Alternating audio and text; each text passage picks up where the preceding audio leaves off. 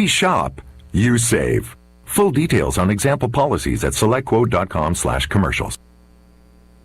Post-earthquake questions in Turkey focus on nuclear power plant safety. The devastating quake that toppled buildings across parts of Turkey and Syria has revised a long-standing debate locally and in neighbouring Cyprus about a large nuclear power plant being built on Turkey's southern Mediterranean coastline. The plant's being designed to endure powerful tremors and did not sustain any damage or experience powerful ground shaking last Monday. But the size of the quake, the deadliest in Turkey's modern history, is sharpening existing concerns about the facility being built on the edge of a major fault line. I'm Charles de Ledesma. The United Nations humanitarian coordinator for Syria says the country's death toll from last week's deadly earthquake is likely to rise as teams scramble to remove rubble in hard-hit areas. Locals struggling with the aftermath of the quake have criticized delays in getting UN aid to the affected area. News and analysis at townhall.com.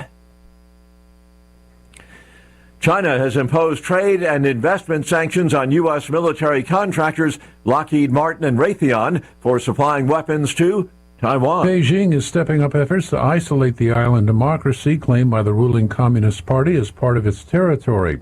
The Ministry of Commerce announced the companies were barred from importing goods into China or making new investments in the country.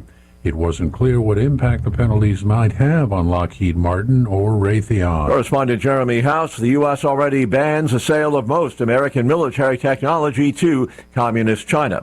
Ford says it has suspended production and halted shipments of the F-150 Lightning electric pickup after a battery caught fire during a pre-delivery quality check. Ford says that production at its facility in Dearborn, Michigan has been stopped until at least the end of next week. More on these stories at townhall.com.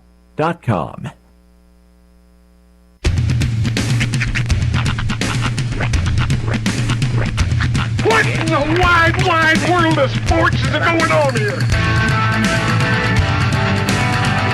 I promise you, whatever scum did this, not one man in this force will rest for 1 minute until he's behind bars. Now let's grab a bite to eat. Yeah, come on. I feel the hot wind on my shoulder and the touch of a world that is older. I hit the switch and check the number. I leave it on and then I slumber. I hear the rhythm ringing through it. Flamenco guitar and cumbia music. I hear the talking of the DJ. The travel listen, what does he say? I'm on a Mexican radio. I'm on a Mexican radio. Broadcasting live from high atop the J.P. White Building in downtown Roswell, New Mexico. It's Mornings with Mike Winters on 106.5 Roswell's Talk FM. Is that what I sound like when I talk? Now, here's your host, Mike Winters. And good morning, one and all. Welcome to Mornings with Mike Winters. I am he. That would be me, Mike Winters. Happy Thursday. Mm-hmm. Welcome to Thursday. One day closer. Almost there. Just a couple more inches. You can smell it, see it, and even taste it. We're like 3rd and 3. There you go. As the football fades into the distance, we're gonna hold on to it as long as we can. Maybe we can grasp it long enough for the USFL and the XFL to come around. That's right. Yeah, well, this will be a full weekend with no football. That's true. So people might be jonesing a little bit. Yeah, football. But good news. You still got your Texas Tech basketball. You got Red Raiders, we'll have high school for you, all of that. Oh, yeah, good stuff. Speaking of high school sports, let me give you some updates there on some of that. So the New Mexico Activities Association, they met, or I think they met yesterday, addressing bad behavior at high school sporting events. Right.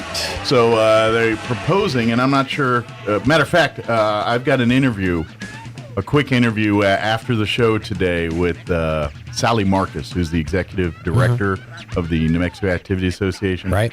So I'll play that for you in the morning. Tomorrow. But I'm going to interview her, talking a little bit more about some of this stuff. But they're proposing a new initiative that would punish players, coaches, and fans for behavior at games when they cross the line. Sure.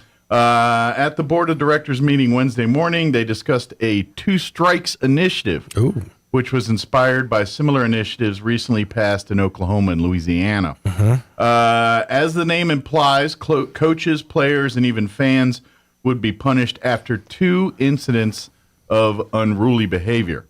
If there's 2 strikes against the fans, then they'll let the kids play. But if there will not be any fans in the stands. So basically, the kids will play, fans empty stadium. Good. So it'd be like a COVID game. Exactly. They say if there's 2 strikes against any of the kids, then that season will be done.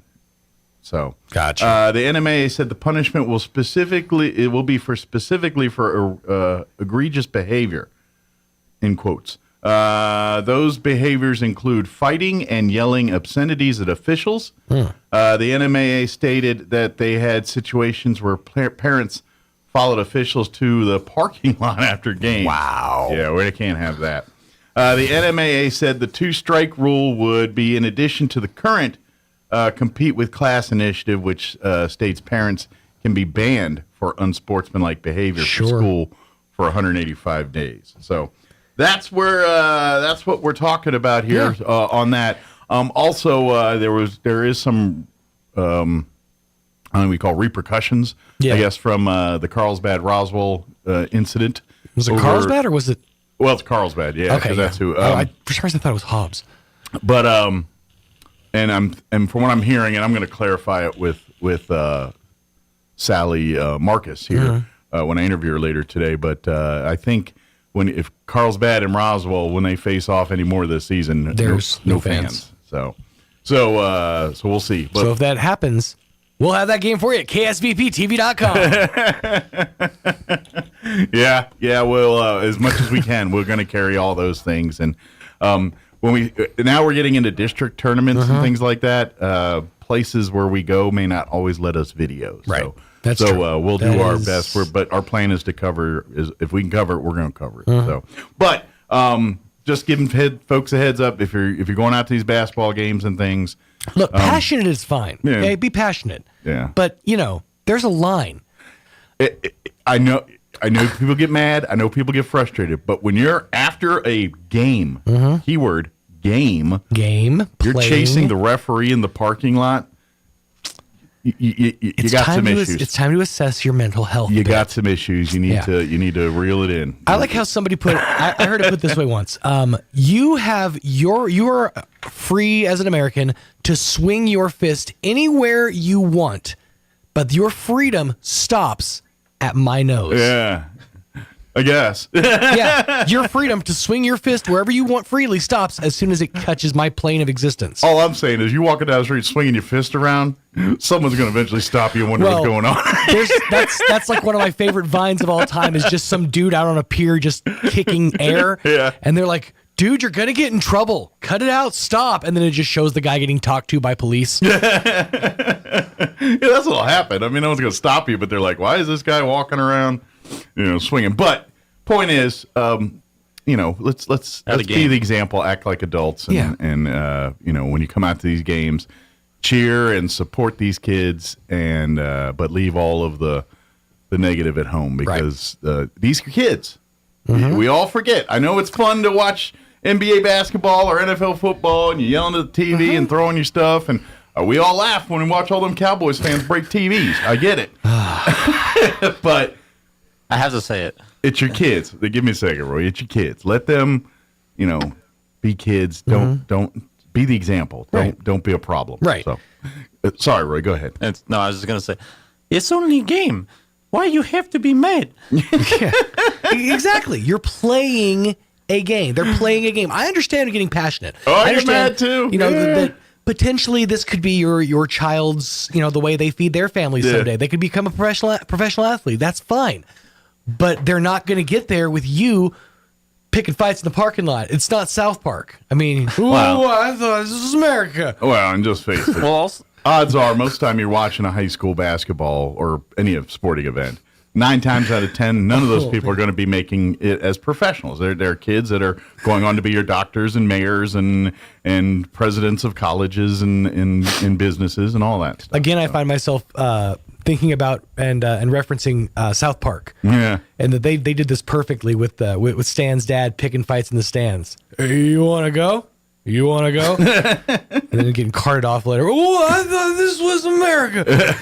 But yeah, it's ridiculous. I guess be passionate about what your kids are doing, but the dad feels no fear. Let's settle down. Yeah. He feels no pain. Yeah. Just remember, life has not changed to the point you act like an idiot, you're going to get treated like an idiot. It's true. Well, that's just how humans work. Not just the parents too, but the crowd in general. It's everybody. When when the crowd storms the court like that. Yeah. Fans, parents, coaches, students, everybody's. This is to everybody. I know everyone's there to help stop the fight, but you're getting in the way of the officials and the police. It's a ripple effect when Jim's dad goes down on the court to throw hands, and then the other guy's dad goes down. It's just and everybody just starts flooding the court. It's literally a ripple effect. Yeah, right. Look, I get it. Act like it's simple. Act like an adult. Get treated like an adult. Mm-hmm. You want to be stupid out there. They're going to throw you out, and you're going to have to deal with that. So you want to be dumb. You're going to get the horns. I'm just saying, there's consequences for your actions.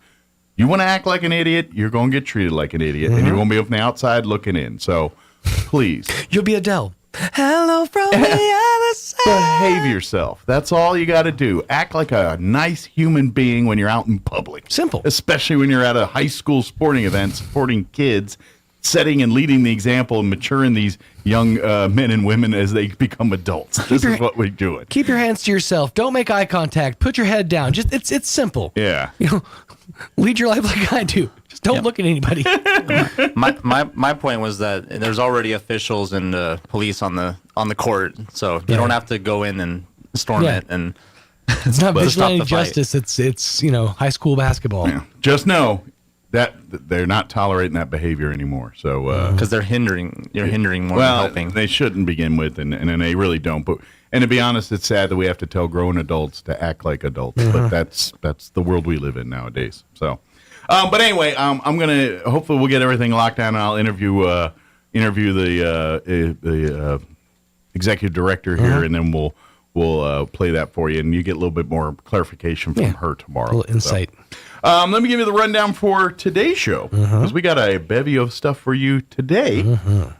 Here in just a few minutes, we're going to have Gus Garza join us. He's the president of the Leadership Roswell Alumni Association, and it is that time of year again. Their annual Teen Leadership Institute for this year is happening here at the end of March 26th through 28th. However, the deadline to sign up your high school juniors and seniors is coming up here March 3rd, so we're about roughly 2 weeks away from the deadline there. So almost March. What the heck? I know, it's crazy.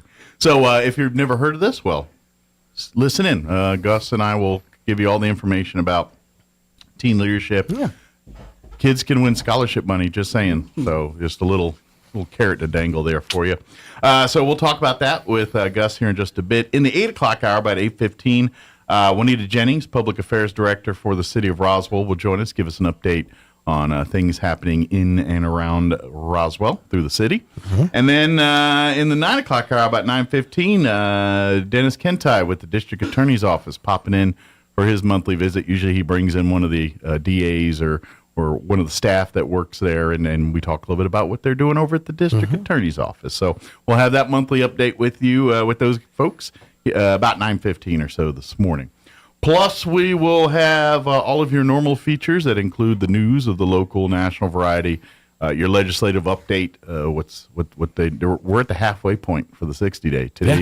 Today's the day. Today's day 30. Yeah, so we'll get that 30. update for you and whatever else we can come up with for today's show.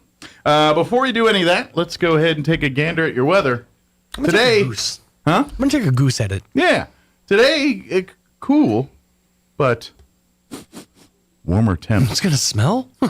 or blowing in. You can smell them in. They're wafting in. They're wafting in. Smell the warmness. Mm-hmm. Well, feel the coldness today. Smell the heat. Smell that? What the rock's cooking? All right. It's 17 after. Here's your weather. I'm meteorologist Steve Hamilton with your Pecos Valley weather. We have cool high pressure moving back into eastern New Mexico today, 40 to 45 on our afternoon highs, and we should get sunshine and fairly light wind. Overnight will be clear and cold. We'll drop into the upper teens, and then we start warming up a little bit on Friday, sunshine and close to 50. By Saturday, we're back to the low 60s, upper 60s on Sunday, and sunny. I'm meteorologist Steve Hamilton, and that's your latest forecast. Thank you, Steve. Currently 20 degrees here in Roswell. Humidity is at 74%. Winds currently out of the northwest at 3 miles per hour. Sunny today. That's the good news. It's still going to be chilly, though. We're in the low 40s today. 41's our expected high with north winds 5 to 10. Tonight's going to be another cold one. Mostly clear. Overnight low of 17. Winds will be out of the north at around 5 miles per hour. Then Friday, we start warming up a little bit. Going to see some increasing clouds tomorrow, but a high near 50. Winds will be out of the southwest, 10 to 15 miles per hour. Tomorrow night, mostly cloudy, overnight low of 28 degrees, south winds 5 to 10. And then getting pleasant for the weekend. On Saturday, mostly cloudy, but gradually clearing and just becoming downright sunny. High of 61 on Saturday with south winds 5 to 15 miles per hour. Sunday, expect mostly cloudy skies, but warm. Highs in the upper 60s, 68 pushing 70. And then Monday, President's Day, partly cloudy and breezy with a high of 71. And then we're going to be floating in the low 70s and breezy Tuesday and Wednesday of next week as well. All right, it is 7:19. We're going to take a 3-minute commercial break, and then we're going to talk Leadership Roswell Alumni Association, teen leadership on the other side. Don't go away.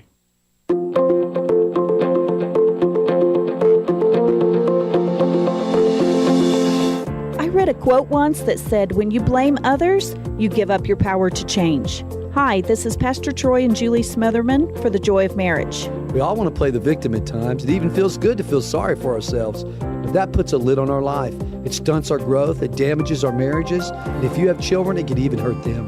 It can seem like a daunting task to take responsibility for our actions. But the Bible says in Philippians 4:13, we can do everything through Christ who gives us strength. If you've never experienced the love of God, then you don't know your true potential and don't realize how good God is. When you're feeling like a victim, turn to God. He'll give you the strength to move beyond yourself and help you have a victorious marriage. If you have any questions or would like further information about the Joy of Marriage Ministry, please go to jomconference.com. Looking for a delicious lunch or dinner? Asian Market brings the flavors of the East to Roswell. Dine in or carry out. Sample the best Asian cuisine in town. Try their egg drop soup, General Tso's chicken, or perhaps their spicy seafood salad. And you must try their fresh milk green tea or Thai coffee, all made fresh. Dine in or call ahead and pick up at the Asian Market today. Hi, this is Nok. Come see me at Asian Market, 5702 South Main in Roswell. Call 575-840-5309. In New Mexico, the leading cause of death is heart disease, but it is preventable. This Heart Health Month, celebrate with Artesia General Hospital at a special presentation from the cardiology specialist at Advanced Heart and Vascular Center of New Mexico. They'll be joined by special guest Sherry Wells, Executive Director of the American Heart Association. Join us on Thursday, February 16th at 5:30 p.m. in the Green Chili Cafe. For more information, please visit Artesia General Hospital's Facebook page. One beat at a time, we're here for every heart. If you're missing a tooth or several teeth, a dental implant may be the ultimate solution. Implants look and feel so much like real teeth that you probably forget you have an implant. Maupin & Brown Dentistry is one of New Mexico's most experienced implant providers, with literally thousands of implant patients who are absolutely delighted with the results. Call Maupin & Brown today for an evaluation. You'll be surprised how affordable implants can be. Maupin & Brown, your choice for experienced, state-of-the-art dentistry. Using locally owned and operated Zenith Security Services gets you service after the sale, quick turnaround time, security systems tailored to your needs, an actual person when you call, and you're investing in your community. Zenith Security has provided security solutions for southeastern New Mexico since 1998, and we care about our community. When you have security needs, remember, give the locals a shot and call Zenith Security Services at 575-626-3521. Here's a Mornings with Mike Winters fun fact. 1 in 3 snake bite victims is drunk. 1 in 5 is tattooed. Hold my beer and check this out. Here's Mike Winters. And good morning. It is 7:23, and joining us in studio, I lied earlier. My brain just went one direction, and then Desi popped in and said, "What are you doing?" Joining us in studio this morning, President of the Leadership Roswell Alumni Association, Desi Aguilar, back with us this morning here. I'm trying to think if I've had you on the radio before. Yeah, we've been on a few times. 8 o'clock. Morning, Desi. How you doing today? I'm doing great. Well, first off, before we kind of get into the teen leadership and all that, let's give folks a little, in case there's someone who's new to the area and has no idea what Leadership Roswell is. Let's kind of maybe start there and just explain that, which for folks that aren't familiar, that is the program which both Desi and I are graduates of. Right. And it's a leadership program. It's a year long. They usually meet like once a month. They go all year. Matter of fact, they're right in the middle of classes right now, I think. Almost wrapping up. I think they'll have 2. Yeah, it's about they'll be wrapping up here in about April, May time frame. Yes. But this class, that's kind of the Leadership Roswell Alumni Association is made up of graduates of that class. We draw from that pool, yes. And the two kind of tentpole things that the Alumni Association do is one is support Leadership Roswell, helping out with the class, helping make raise money, get events, whatever they can do to help, they help with that. But the other part is reaching out to youth and getting the leadership into that side of things. And this is something that really, and this is back to, kind of Gus and now Desi is president here. For years now, the Leadership Roswell Alumni Association have been doing this Teen Leadership Institute, partnering every year with the New Mexico Military Institute to present an event that is for high school juniors and seniors. And here's the part you're going to love. Some of these kids will walk away with scholarship money. They got over $5,000 in scholarship that they're going to be awarding to some of these. Hopefully more. Yeah, we're trying to get more, but at least we're guaranteeing at least $5,000. We're shooting for more. But here's the part I love. We don't select them. Desi's not picking who gets these scholarships. None of the adult leaders. It's all based on the classmates, and they amongst them are the ones that really decide who are worthy of that. They do have a big part of it. We actually last year started doing team leaders as well. Okay, we break them into teams. Okay, and team leaders also have a vote in it as well. Gotcha. Because they get to know their teams very well, so they get to have a little bit of say in there too. It makes sense. They're seeing who absolutely. They're seeing all those moments of because that. And it's really the great part is it's a 2-day event here or is it longer now? 26. We actually a third day. Stretch it a little more because one of our biggest requests every year is like it's not long enough. We want more time, and so we go from a day and a half, then 2. And so this year we're going to try a little more than 2. Good deal. 2.5.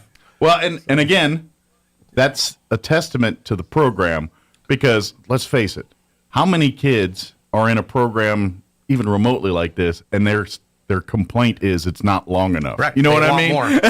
Most of them are like, I can't wait to get through it or whatever. But they really see the value and enjoy it because it really is now 3 days of learning leadership, learning how to work as a group, learning how to the different styles of leadership, and what it really teaches these kids problem solving and that.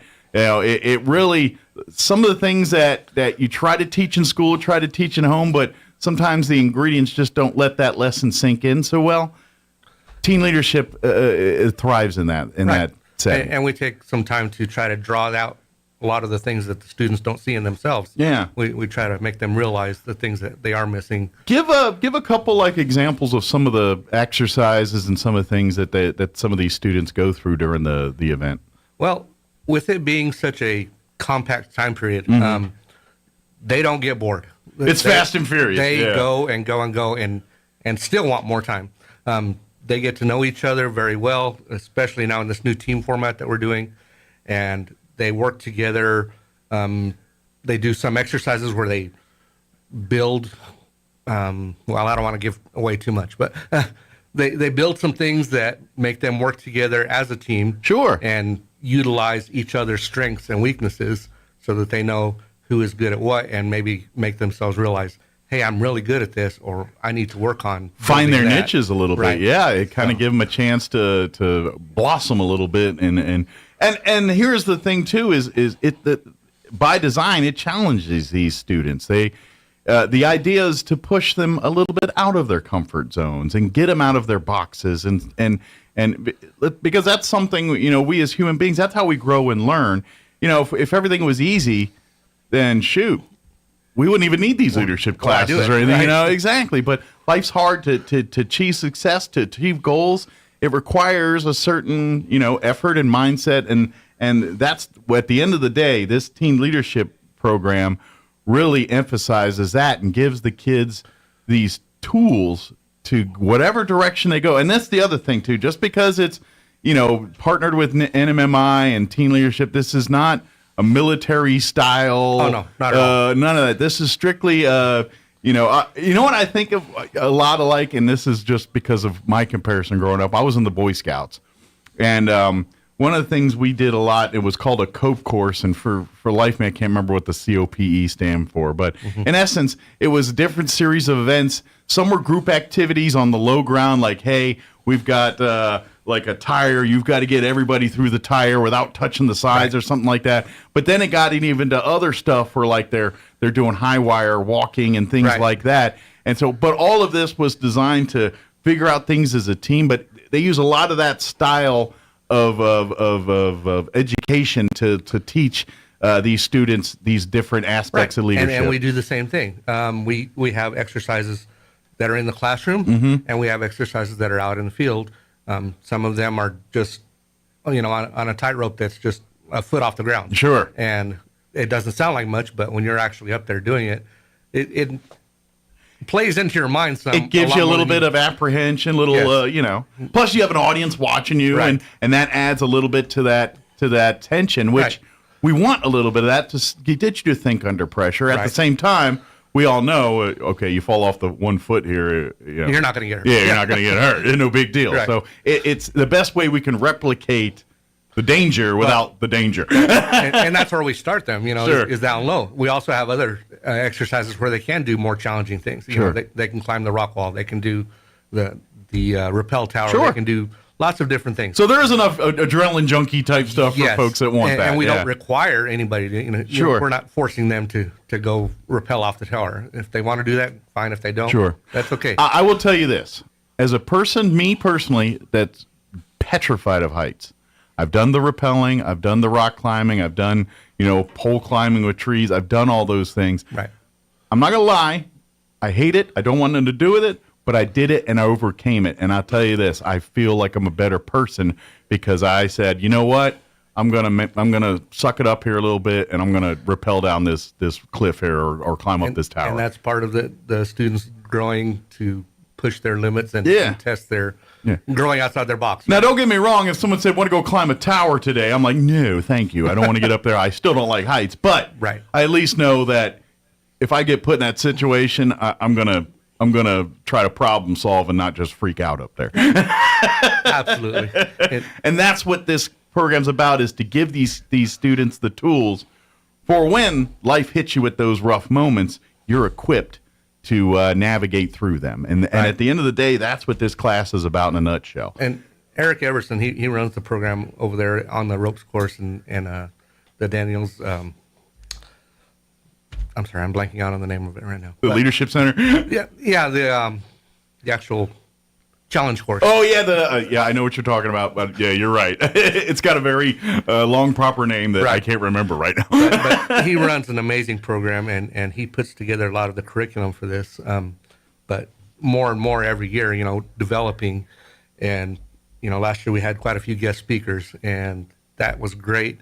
This year we're getting away from some of the guest speakers and doing more hands-on activities. Sure. Well, you're also coming out of COVID, which is a great part too. Is despite what life handed us, we were still able to keep this program going during that time. 2 years ago, we did this program still. Mm-hmm. And, we only had, I think it was about 12, 15 kids, something like that.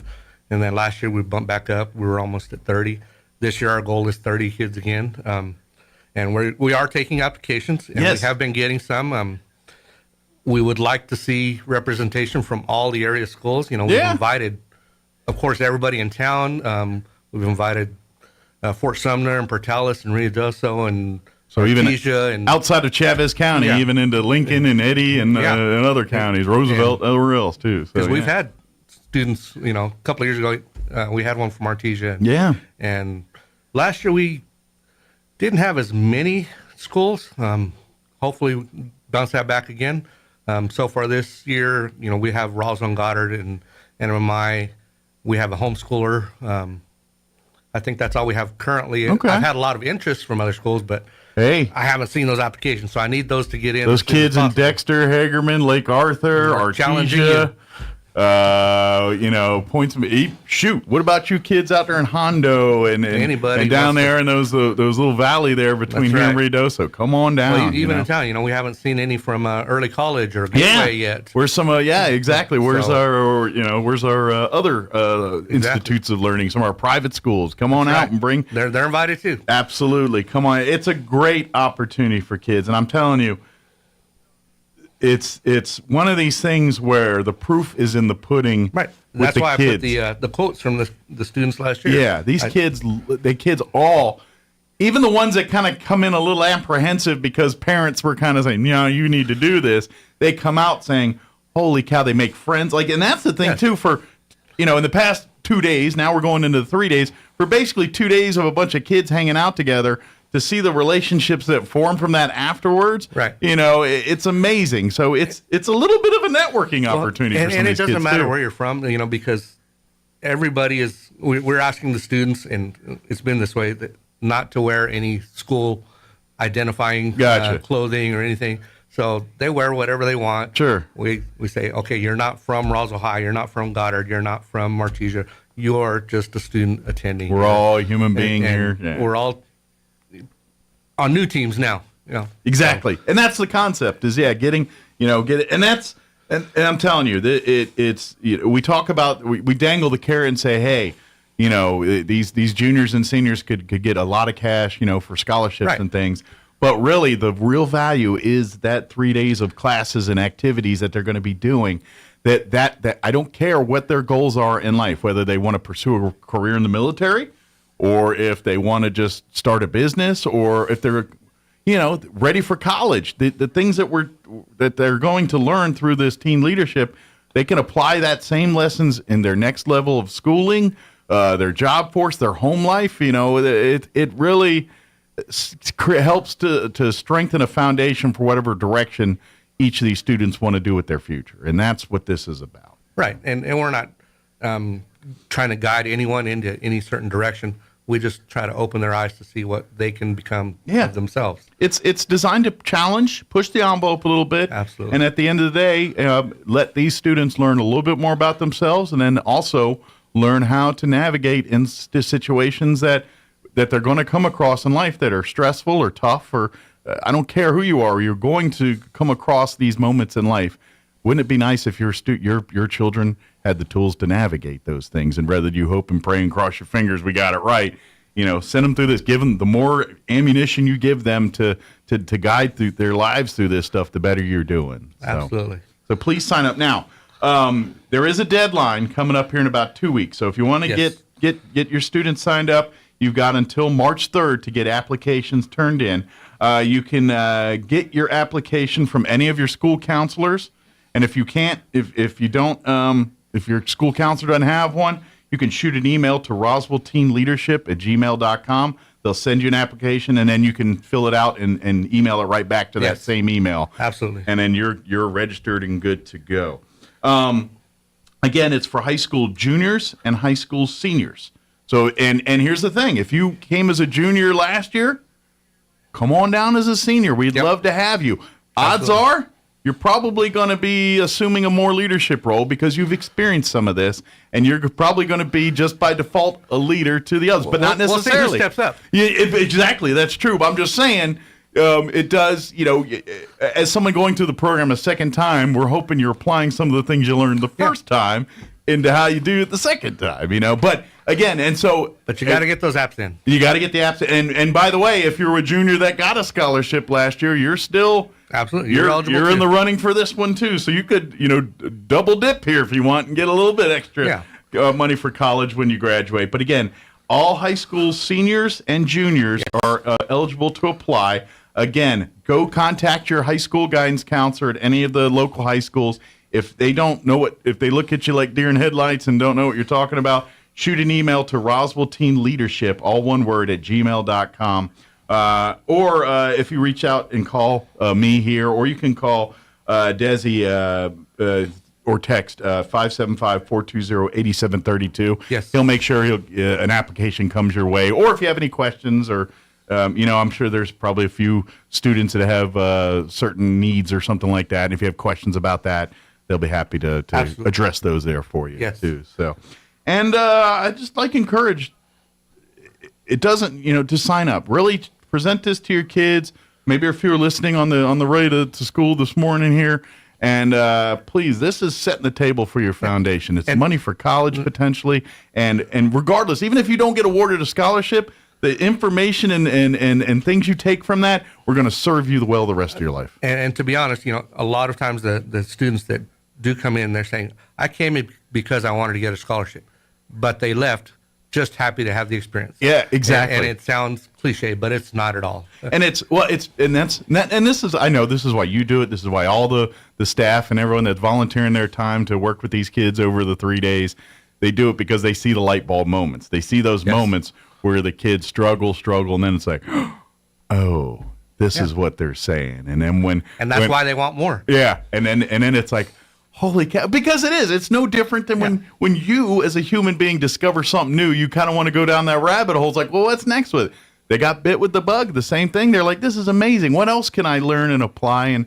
And then next thing you know, their college grades start going up because they've got a plan in place on, discipline and implementing a little bit of, because it's college. We all want to have fun. What were we told when we were kids? The funnest time of your life there in college. Right. But it's also the most important time for getting studied and setting the table for your future.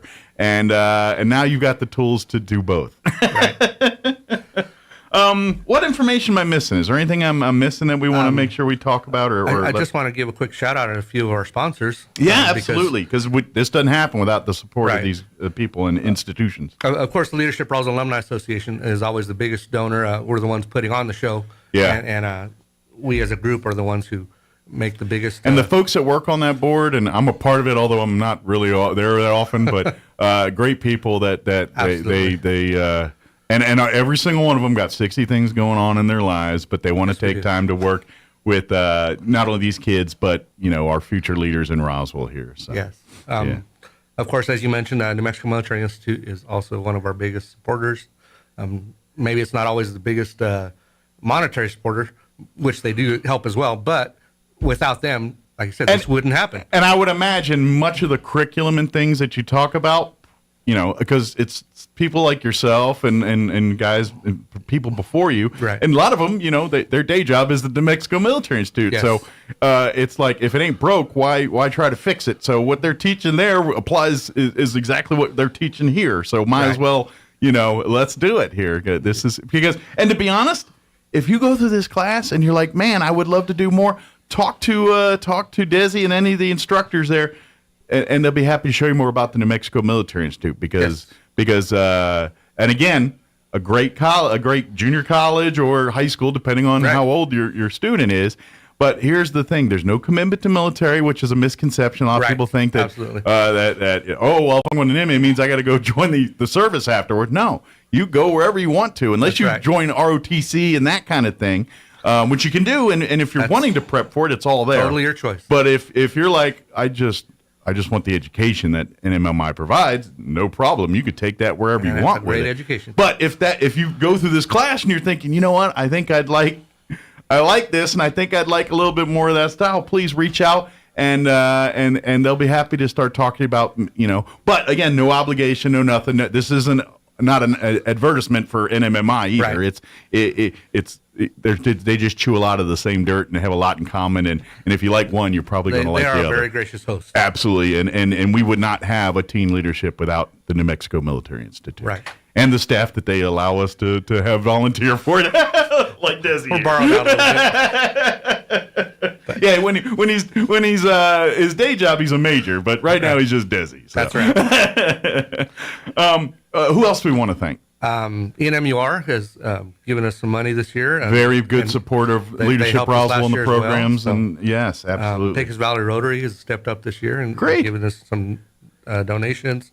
Church on the Move, McDonald's, Nick Snowberger. Nice. Donated Nick's a very money. strong supporter of Leadership and kids too. Yes. With his Snowberger Foundation, he works a lot with kids and teachers. So this lines up right with his ideologies and things. Absolutely. Yeah. Character Counts, always helping us out. Well, yeah, no question there. Without one, there can't be the other. It seems like, right? New York Life, XL Energy, Armstrong. Carnero, one of your neighbors here. Yeah. He's going to help out this year. Awesome. So, yeah. So thank you to those businesses that are helping out, too. They, and I know, some of those folks, they're Leadership Roswell alum themselves, so they know the value of the program, hence the raise they're doing. Yeah. But some of those, like Excel, you just see their name everywhere there's something good going on in this community. Excel's usually there supports, and so we thank every one of these supporters. Financially, donating of time, donating of effort, Absolutely. Resources, whatever you did to help make this event happen this year and be a success. Yeah. Thank you. Chase Foundation last year gave us a pretty good donation. And they said they're going to do something this year as well. So we're looking forward to that. But yeah, and I'm looking for more sponsors as well. We're not done more yet. we get, the more we can give to these kids. And well, that's what it's and all we about. mentioned towards the beginning of this interview here. Right now, we've got over $5,000 in scholarships to be awarded. We're not capping that. No, absolutely not. We would love, because I got to be honest. It does get to a point where you kind of like, man, there's more kids here that are very deserving of it. I wish we could help them out some way. We always want to do more, and when we get a few extra generous people and saying, hey, here's another 1,000, here's another 500, whatever it is, it goes right to these kids' scholarships, and so we feel good because we're like, we get to help more kids, but at the end of the day, it's you guys that are making it happen. We're just the conduit that's doing it here. So anybody out there that wants to support, just let us know. If you're listening and you're saying, man, that's a great way to get involved. My business would like to represent and donate, or my individual, my family, whatever. Here's $1,000. Make sure it goes to one of these high school kids here and help out. Absolutely. And we'll be able to. And so we'd like to do it a little bit before March 26th, but we'll take it anytime. But reach out. Again, you can reach out directly to Desi for that kind of stuff if you want to get involved. 575-420-8732, or shoot an email to roswellteenleadership@gmail.com. Either way, someone will get a hold of you. I'm constantly checking that, so yeah. Leadership Roswell Alumni Association also has a Facebook page. Yes. You're more than welcome to shoot a message through that. Go like our page. And go like and follow. And I guarantee if you say, hey, I want to give you a big check to donate, someone will get value. We won't argue. Get back to you real quick. Very good. And of course, if you're interested in becoming, if you are a graduate of Leadership Roswell and looking to serve the alumni here, they're going to be meeting today, actually, at 11:30 or noon. 11:30. And we are at Amigos, right? Today's Amigos Restaurant. We do a different one every month. Pop on by and say, hey, I want to get involved and volunteer. Maybe we'll have you serve on the board at some point, but there's always, we need more alumni to get involved. And we got lots of them out there. It's been over 30 years of this program, and roughly 30 people a year. We're at about 1,000. Yeah, a little over 1,000 now. And so we only got a handful of people that are actually serving. So we got plenty of applicants out there. But if you'd like to and of course, if you want to learn more about what Leadership Roswell is, we'd be happy to give you that information and look around July timeframe, June-July timeframe. We're going to be looking for the new class here. So very good. Again, one more time. This is March 26th through 28th. It's going to be held at the New Mexico Military Institute. And we did schedule it right at the end of spring break because so many people are gone during spring break. So you can still have your spring break and still catch this. This is the Sunday, Monday, and Tuesday following spring break. Very good. So, some of the students are actually worried about missing school, but, we do let all the administrators know of the local schools that, hey, we're asking the kids to miss these 2 days of school. Hopefully, being after spring break, things are kind of slow. They ramp up a little bit after that. Sure. We're trying to find the best time. There's never going to be a perfect time. Sure. Someone's going to have an issue. But yeah, you're trying to accommodate. Trying to miss all the sports and miss all the important things. And let's face it, too. The what they're doing that day, if there is a class in session, it would. I think it's equally important in whatever lessons they're learning. I think it'd be worth it. Exactly. So I know it would. But again, the deadline to get your application in is March 3rd. They don't want to extend that deadline. We want to make sure. And then if you have any questions or anything, shoot an email, Roswell Teen Leadership, all one word, @gmail.com. You can, if you want to request an application through there, if you have questions, or of course, fill out your application, submit it back to that website. Yes. And then talk to your guidance counselors at all the high schools locally here. They should be on their radar about this too. And by the way, there's no cost or anything involved, correct? Absolutely, it's 100% free to the students. And that's the other part. So, I'm going to tell you, you can easily pay $500 or $1,000 for a class of this caliber. we do invest a lot of money to put and I'm probably lowballing it on, depending on who's offering it, but completely free. And at the end of the day, your child may end up earning some cash for high school or for scholarships here. That's right. So, good deal. Well, Desi, as always, appreciate the visit. Anytime we can have you guys need anything, come on down and I appreciate your time. And just be on the lookout because we got now that we're here. We're still February, but we're kind of smelling March already. It goes fast. Yeah. We're going to be getting into the spring, and that is kind of a busier time of year. Spring and summer are actually for Leadership Roswell and the alumni because we have our graduations coming up. The teen leadership is always in March, and that's always one of our tentpole events. So we're getting into a busy time of year. Annual for Leadership awards Roswell. things coming up again. Award will be coming up in the summer, and a lot of these are community involved. It's not just Leadership Roswell. Right. So be on the lookout. We'll be telling you more about those. Absolutely. Good deal. Well, thank you, sir. We'll let you go out there and stomp out the fires. You got to go do at work now and do all that. Get back to work. That's right. He's like, quit skating off there, Dizzy. Get to work. So thank you, sir. We appreciate it. We'll see you next time. All right. It is 7:50. Let's pause for news, Kim Commando, and commercials to pay for lunch. Don't go away. We'll be back. Your Pecos Valley News Update. I'm Jared Cirillo. A new audit report of Eddy County's finances shows continued growth in 2022. In fact, the report shows consistent growth over the past 5 years. The firm Carr, Riggs, and Ingram studied Eddy County's finances and found no negative results. The report shows Eddy County's cash balance went up by more than $70 million from June of 2021 to June of 2022, mainly due to gross tax receipt increases in the oil and gas industry. A panel of New Mexico House lawmakers are endorsing a $1 billion increase in the annual state general fund spending to raise public salaries, shore up rural health care networks, and expand no-pay daycare and college. The increase would tap into a financial windfall linked to robust local oil and natural gas production. The budget plan for the coming fiscal year also responds to an eventual economic transition away from fossil fuels in the nation's number 2 state for oil production by investing up to $850 million in a trust to generate earnings and sustain public services in the future. You're up to date. I'm Jared Cirillo. The 4 biggest networks and your local television stations are in a state of panic. Can you guess why? I'm Kim Commando, brought to you by T-Mobile. Their advanced network now goes farther than ever before. Visit T-Mobile.com/55 today.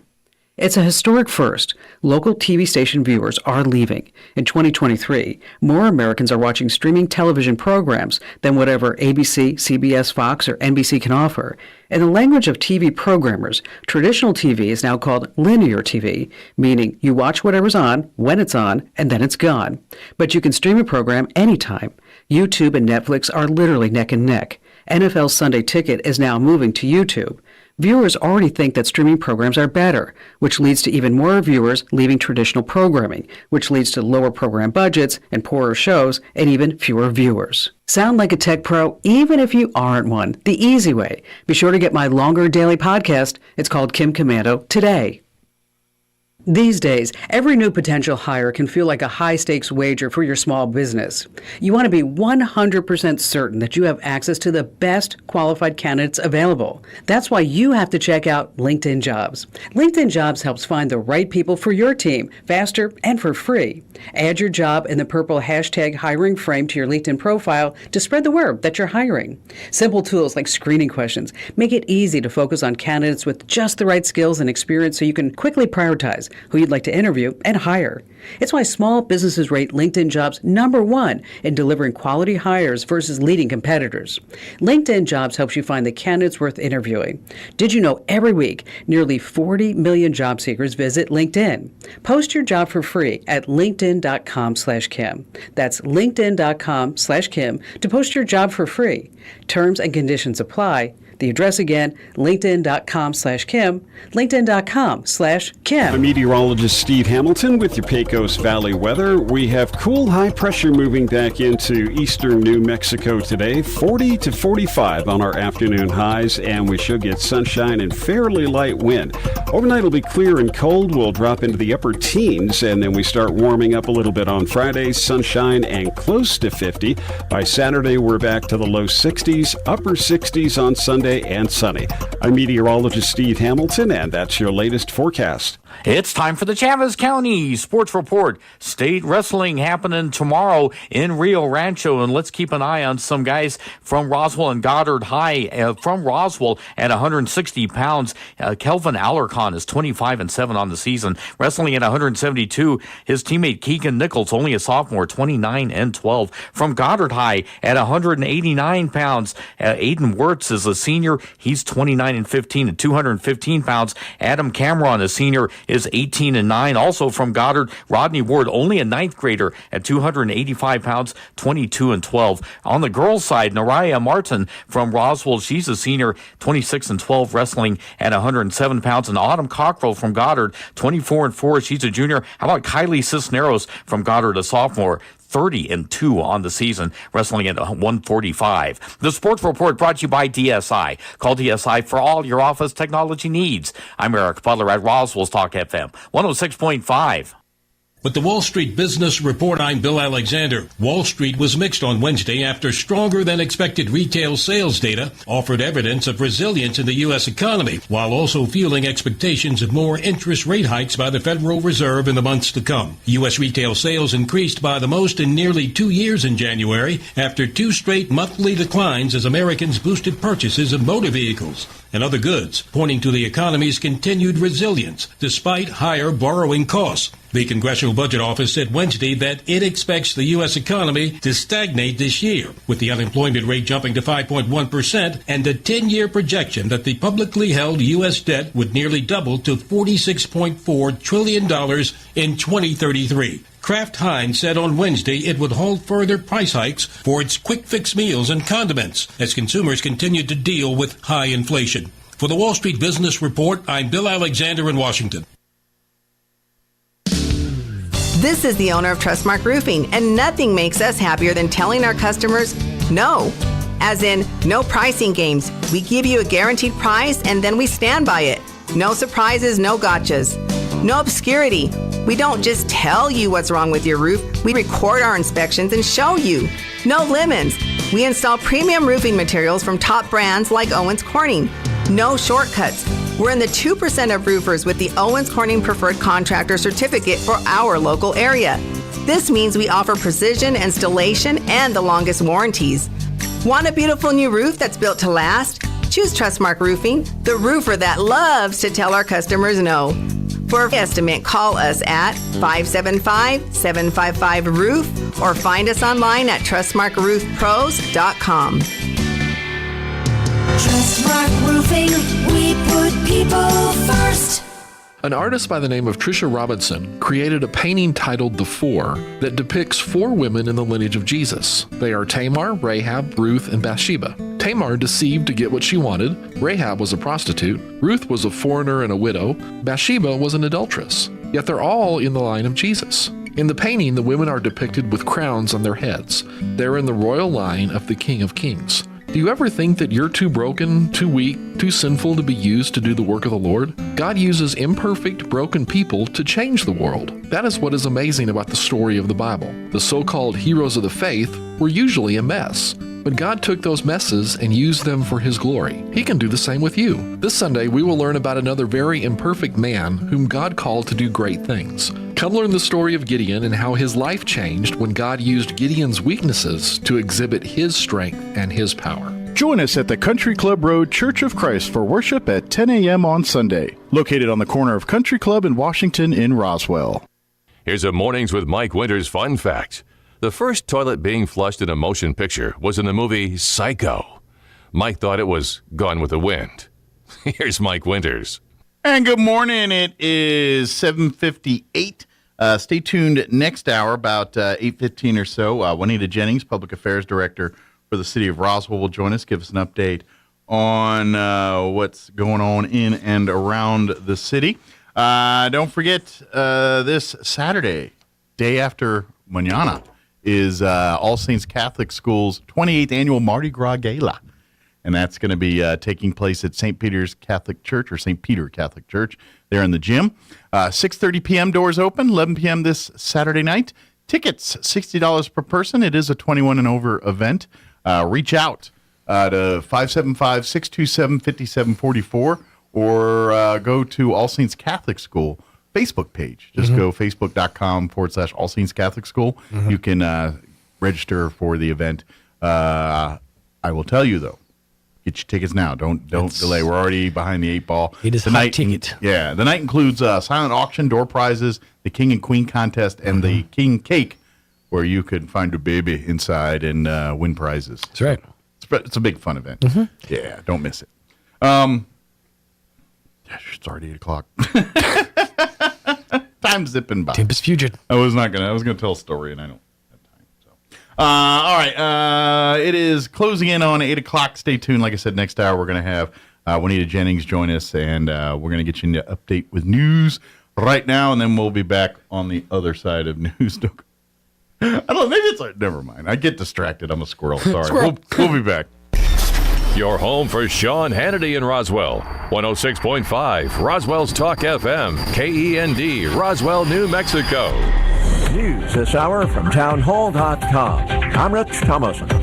Far from being tamed, inflation continues to rage. Wholesale prices surging 6% in January from 1 year earlier. On a monthly basis, December to January, the government's Producer Price Index jumped 0.7%. That increase fueled in part by a 5% surge in energy prices.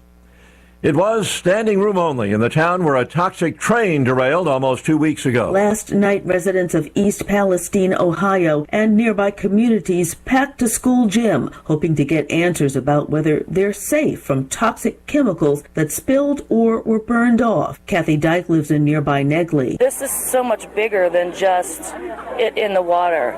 Our environment, our wildlife animals, our farmers that have to till their soil. New Waterford resident Danielle Deal says so far she has not been happy with the answers she's getting. It was just a big runaround. I'm Donna Warder. Reports that President Biden may soon address the nation about the recent spate of UFO shootdowns.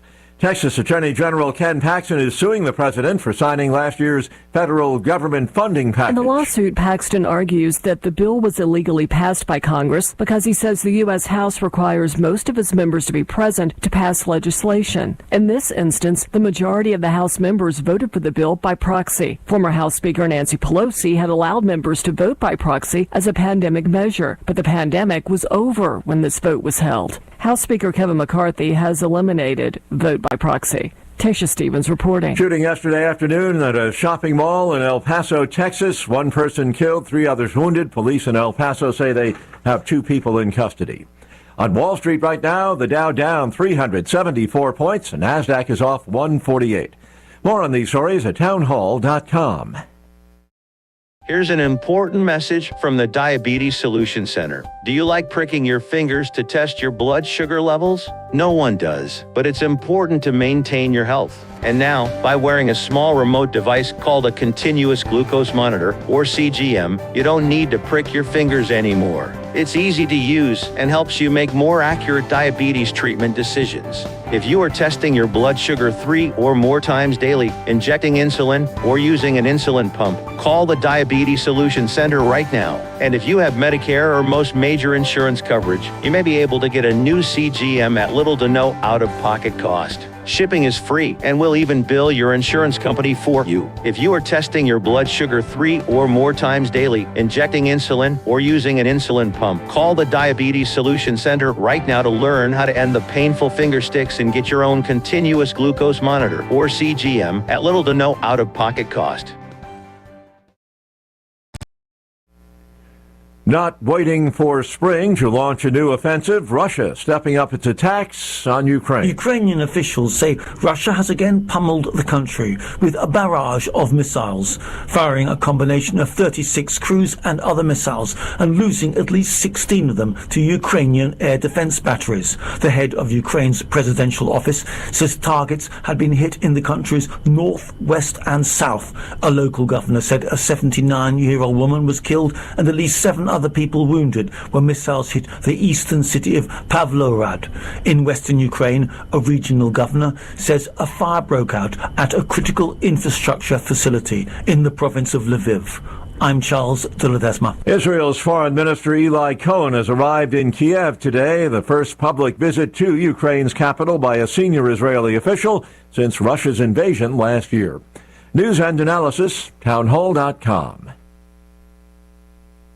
A tragedy in Alabama. The Tennessee National Guard says that one of their Black Hawk helicopters has crashed in Alabama, killing 2 crew members. They were members of the Tennessee National Guard and were killed during a training mission. The helicopter crashed and caught fire. The crash occurred in the unincorporated community of Harvest along Alabama Highway 53. Harvest is just northwest of Huntsville, Alabama, home to NASA's Marshall Space Flight Center and the U.S. Army's Redstone Arsenal. I'm Lisa Dwyer. China imposing trade and investment sanctions on U.S. military contractors Lockheed Martin and Raytheon for supplying weapons to Taiwan, which China claims as its own. The Ministry of Commerce says companies are barred from importing goods into China or making new investments in the country. The United States already bars most sales of military-related technology to China. More on these stories at townhall.com.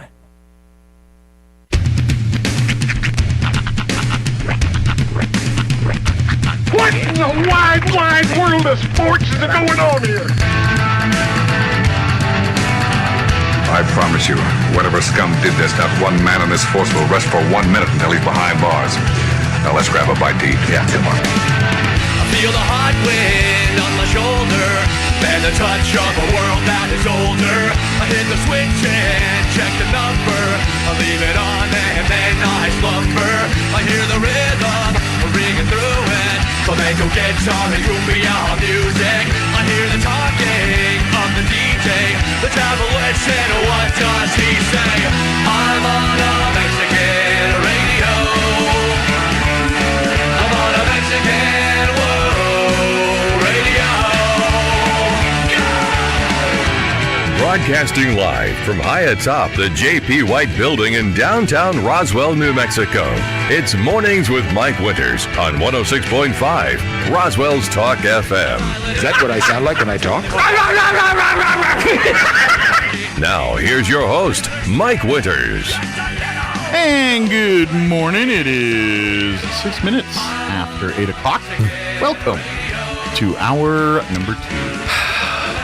The deuce. The deuce indeed. The deuce. Mornings with Mike Winters, right here on 106.5 Roswell Talk FM. Happy Thursday, everybody. Yes, indeed. Welcome to it. Hope your Thursday is going well. Tis. Super well. Oh, yeah. It is almost the weekend. Uh-huh. You got, Boy, I said, uh-huh. Did you hurt your teeth? No, I just had something there. Oh. He kind of did a surprise, like when you bite down on a jawbreaker and it hurts your tooth. You're like, oh, I thought you had one of those moments there. So. Not quite. But happy Thursday. Yes, indeed. You know, so Valentine's Day was Tuesday, right? And my wife is a teacher. Yes. And, you know, they do the Valentine's party. That's like one of the parties they do in elementary school. And they have the little Teachers love excuses to have weeks where they wear pajamas, have messed up hair because they don't really have to do anything with it. Sure. And, you know, just like T-shirt day or whatever. Yes and yes. They love yes it and no. Because they don't really have to put in forth the extra effort. Yes and no. It is a double-edged sword a bit. Really? Yes, the curriculum is lax because they've got parties and stuff that day. However, kids are also more excited. That's true. Behavioral. You gotta be party planners It's a little at that point. It's a little bit more rambunctious of a school day when generally when they have these kind of parties. But anyway, so and it's probably very similar to what you remember as a kid. You had your little thing with the Valentines, basket, and everyone drops your little Valentine's cards and your little Be Mine candies and all that stuff. Cupcakes and whatnot. And but here's the thing that I don't remember being the same. And maybe this is just my wife scored. Like, dude, wait, what? Scored with gifts for Valentine. I mean, like, yeah, she got the stacks of the cards and everything like, you know, everyone gets. But then she's getting like gifts, like like gumball machines filled with things and coffee cards and cool, and like swag, and I'm like, neat. I mean, it's it's nice that people are and this is parents hooking up teachers and stuff, but I didn't know that was a thing. I didn't either, honestly. And I know she gets stuff like that sometimes near, but I don't know. I just like when and what happened was Tuesday evening when we were going somewhere and she drove. So I got in the car, and in the passenger seat was these gift bags of stuff, and I'm like, "What is all this stuff that she got for Valentine's Day?" That's really cool. But I guess that's a thing now. That's how they do. But I was like, when I was a kid, you give the teacher maybe the card, but you weren't buying them like gift cards and see, that is a little expensive gifts. That is a little weird though, because it's Valentine's Day, so my mind goes to Billy stays a little later every day. I've noticed, he hangs around. His stares linger a little longer. Well, that's just it. I don't think it's Billy from the back of the class up his Valentine's game for Miss. It could be, but at this point, the parents are involved. There's not kids running around buying Starbucks gift cards and stuff and thoughtful gifts.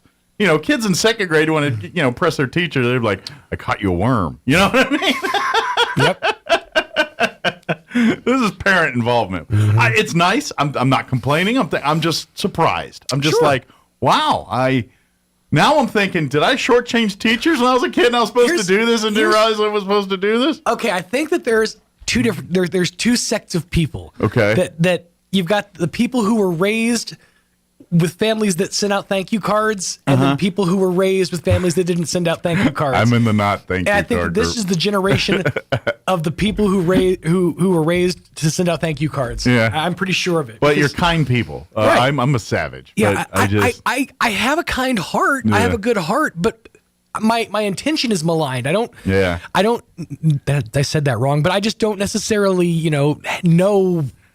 You don't think that you just give gifts to everybody for I mean, and I get tipping and all that. Sure, I do all that, but I don't know. I just didn't think like you're. I don't know. What I don't like is, and then again, I'm that person that never gave the postman a gift or anything. So call me a savage. That wasn't. And growing up as a kid, I don't recall my parents ever doing anything like that. What I don't like, and I'm not saying this is that situation, but what I don't like is when people act like the thing has been like the socially acceptable thing for 1,000 years, and you should just know. Yeah, it's like. I didn't know I was supposed to tip my hairdresser. Well, now I do. Now as an adult brain, I always tip the hairdresser. Right. And I know now it's a thing, and I do now it. I do, sure. But no, I'm trying to set up what I'm about to say next. So now it's a thing, and I do it, but I don't quite get it. It's like you go through takeout at a restaurant. Like you go to a fast food joint, and you order your food, and then when you pay for it, and there's a thing for tip. And I'm like, I tip because I feel like if I don't, I'm going to get ostracized or something. Keep the change or whatever. But no. Usually it's like like you get your food, and then once you put your card in to pay, there's a thing that says tip 10%, 15%, 20, 25, and I always click it. One of the things, but I ain't gonna lie. A part of me is like, you just made me a sandwich and handed it to me. No, it's they're paying you to do that. It is a bit. It's of not like that. you're a waiter or a waitress that they came and served me drinks. I literally got in line, ordered food, and paid waiters, you for the food, and waiters and waitresses make $2 and whatever cents an hour. Nothing because they make their money back in tips. All right, and I get all that. All right, but I'm saying if you're at a Subway, for example, those people are waged employees. Yeah, so they get their money. I tip them now. Right. And I know that's turned into a thing, but I'm like, why are we tipping everybody? Everything. And again, South Park nailed it. It's like one of those. It's like where they ask if you want to donate to the charity, and they say, you say no. It's like okay. If you could just go ahead and take the sandwich out of the child's mouth. Sure. Yeah, like just to remove the sandwich out of the child's mouth. And there's an argument to be said here with like wait staff and things. Like you said, they get paid less because they rely on gratuities for supplementing income. Right. And then, of course, society, if you don't, and we got it. Waiters and wait staff, we've all been kind of educated on that. But my point is, why is that the case?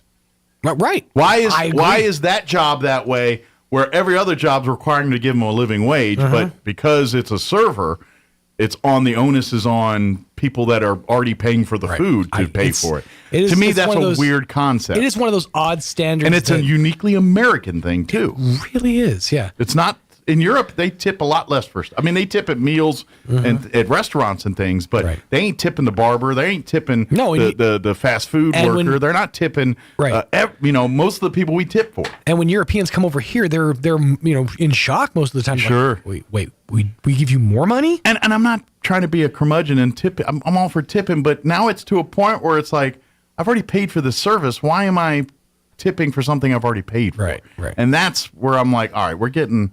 And people just accept it because it's like, well, we're being nice. It's like, no, but here's the double-edged sword. If we don't pay these tips, you're going to force the restaurants and say, you know what, you got to pay these people a living wage because it's not our job to pay for hired them. Also, how do I know that at the end when I'm doing that debit screen, how do I know that's going to go straight to Stephanie? And that's another thing, too, is how much of that gets, all right, divvied up to everybody. Right, and there's a whole lot of Does the owner shave some off? I think we need to eliminate that out of the lexicon of pay these people money that they could live off of, and it's just like every other business. That's just my opinion. That being said, please tip your delivery drivers. Absolutely, I do tip because that's the structure we have in place, and it's not this guy's fault. Right? They're just delivering the food that I'm too lazy to go get myself. Right. So I'm going to tip that person. I'm good with that. It's the ones that I'm literally going up, ordering a burger, giving you my card to pay for said burger, and said, would you like to tip them? For what? For doing something this is why I paid $10 for the hamburger. Right. Yeah. This is what I'm saying. But I don't know. This is where I sound like a curmudgeon. And like people just like, fuddy-duddy. Man yells at cloud. But I'm just saying, at what point did we, when none of this happened? Barbers always got tipped when I was a kid. The baggage guy at the airport, you give him $1 a bag. That was a rule of thumb as a kid. Your servers at restaurants. See, I never had a baggage guy, though. Well, you never go flying in an airplane. But when I got an airplane and I had to do that stuff, generally the consensus is if the baggage handler takes stuff out of your car, puts it in the thing and does, and basically you don't have nothing to do but show up and check in, if they're good, you're supposed to tip them for that. Oh, okay. That's customary. Right. I don't travel. I don't know. But they're doing a service for you that I didn't want to do myself. Right. And so that's a value. Okay, awesome. Here's a few bucks for that. Right. But for you to say, thank you, have a nice day, here's your sandwich, give me 20% of the cost of that sandwich? No, that's not right. That's where I have an issue with it. I do like the fact that it does. But I do it anyway. Right. I like the fact that it does the math for me and lets me know how much of each percentage is, and I realize I severely over tip when I go to like a sit down restaurant. Yeah. I don't go on percentages. Yeah. I've always done like, for a $20 to $40 meal, I'll usually tip, $10 to $13. Okay. That's more. It's not a percentage. It's just that's how I've always felt of. Is that because you don't want to do the math in your head? Pretty much. I mean, I know it works out to like 20 to 25%, and that's fine. But in my head, the rule of thumb I use: 20%. Think of it this way: $10. 20% of $10 is what? $2. Right. So $2 for every $10 you spend. Sure. That's a 20% tip on it. Yeah. That's the rule of thumb I use, basically. Or, and then obviously if service is better or worse, I adjust from there. But that's I'm like, all right, for every $10 I spend, I get a $2 tip. That's kind of the, and that's roughly 20%, depending on your price. But it also depends on just how attractive the waitress is. No, I'm kidding. How sad I am that night. Yeah. And that's why he tips $13 for a $2 tip. $2 meal. But then I accidentally also take the cloth napkin. So, it's you take the good with the bad. There you go. You didn't realize that until after the fact. I'm like, oh, crap, I have the napkin. Oh, well. I go back 6 more times and have a set. That's right. Let me give you the rundown for this hour of the show so I can stop complaining like an old man. We'll get you up to date with the weather here in just a few. Juanita Jennings, I think she's here. I thought I heard people stirring in the other room. Public Affairs Director for the City of Roswell will join us here in just a minute. No, she's just sitting. She's not stirring. Oh, well, maybe she had a beverage and was stirring. Anyway, she's in the other room. Anyway, Juanita will join us here in just a bit. We'll get an update from her. Later on this hour, we'll get you up to date with the news of the local variety and Wall Street business update and whatever else we can come up with for this hour of the show. While people yell at me for being a curmudgeon, here is your weather.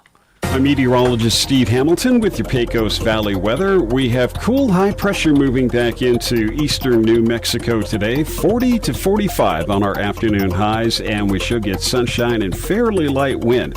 Overnight will be clear and cold. We'll drop into the upper teens, and then we start warming up a little bit on Friday, sunshine and close to 50. By Saturday, we're back to the low 60s, upper 60s on Sunday, and sunny. I'm meteorologist Steve Hamilton, and that's your latest forecast.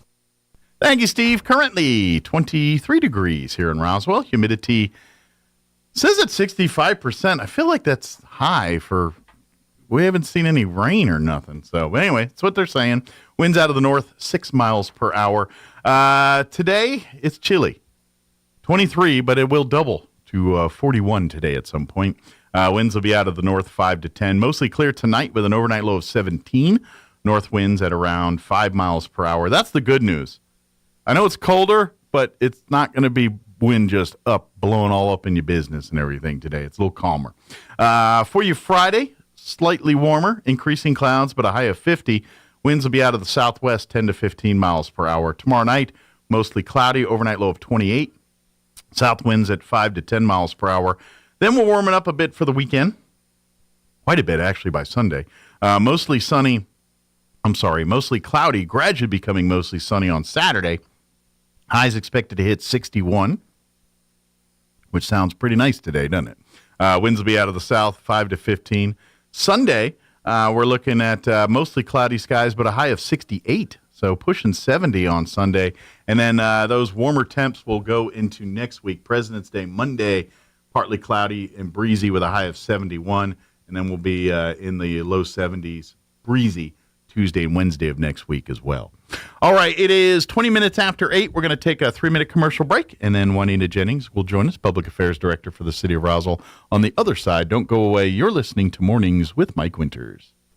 If you need a Kubota that works and plays hard, stop looking. You'll find everything you need at Amigo Machinery. When it comes to tough Kubota tractors, mowers, construction equipment, and utility vehicles, all with low-rate financing, Amigo Machinery is your one-stop shop. We are passionately committed to providing our customers with the highest quality products, most innovative solutions, and services delivered with integrity and professionalism. Stop by Amigo Machinery in Roswell or see us online at amigo-machinery.com. Sure, you can inspect your own roof, get out that rickety ladder, crawl around up there and try to spot the problem until... Or you could call the experts at Do Right Roofing. Do Right Roofing has quality products for any type of roof. They can even install seamless gutters. Do Right Roofing will inspect your roof and give you a free estimate fast. Keep your feet on the ground. Call Do Right Roofing today.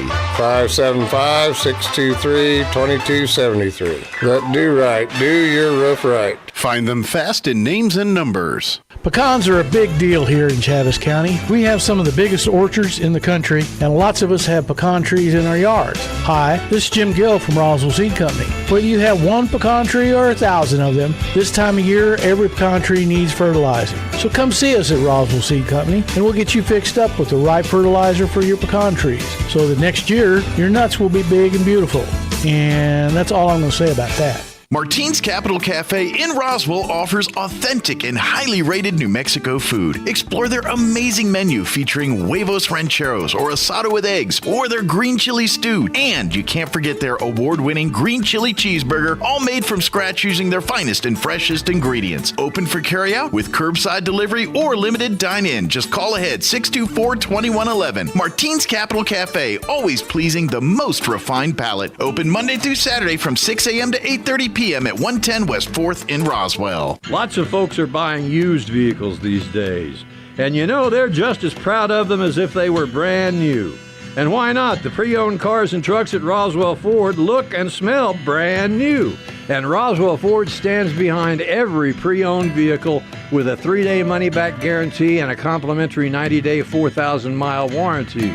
Roswell Ford has more than 400 vehicles in stock, by far the biggest selection in this part of the state, with new Fords arriving all the time. So it only makes sense to come see us first when you're ready to start car shopping. Speaking of pride, our customers are just tickled with our mobile service van that comes to your home or work and turns your driveway or parking lot into a service bay. We can take care of routine maintenance like oil and filter changes, tire rotations, and battery service, and you don't have to be without your vehicle. Of course, some restrictions apply. For great selection and great service, you can count on your friends at the Tailgate Nation. Here's a Mornings with Mike Winters fun fact. Elephants use these skin folds on their bodies to crush mosquitoes. Mike Winters uses his to hide M&Ms. Here's Mike Winters.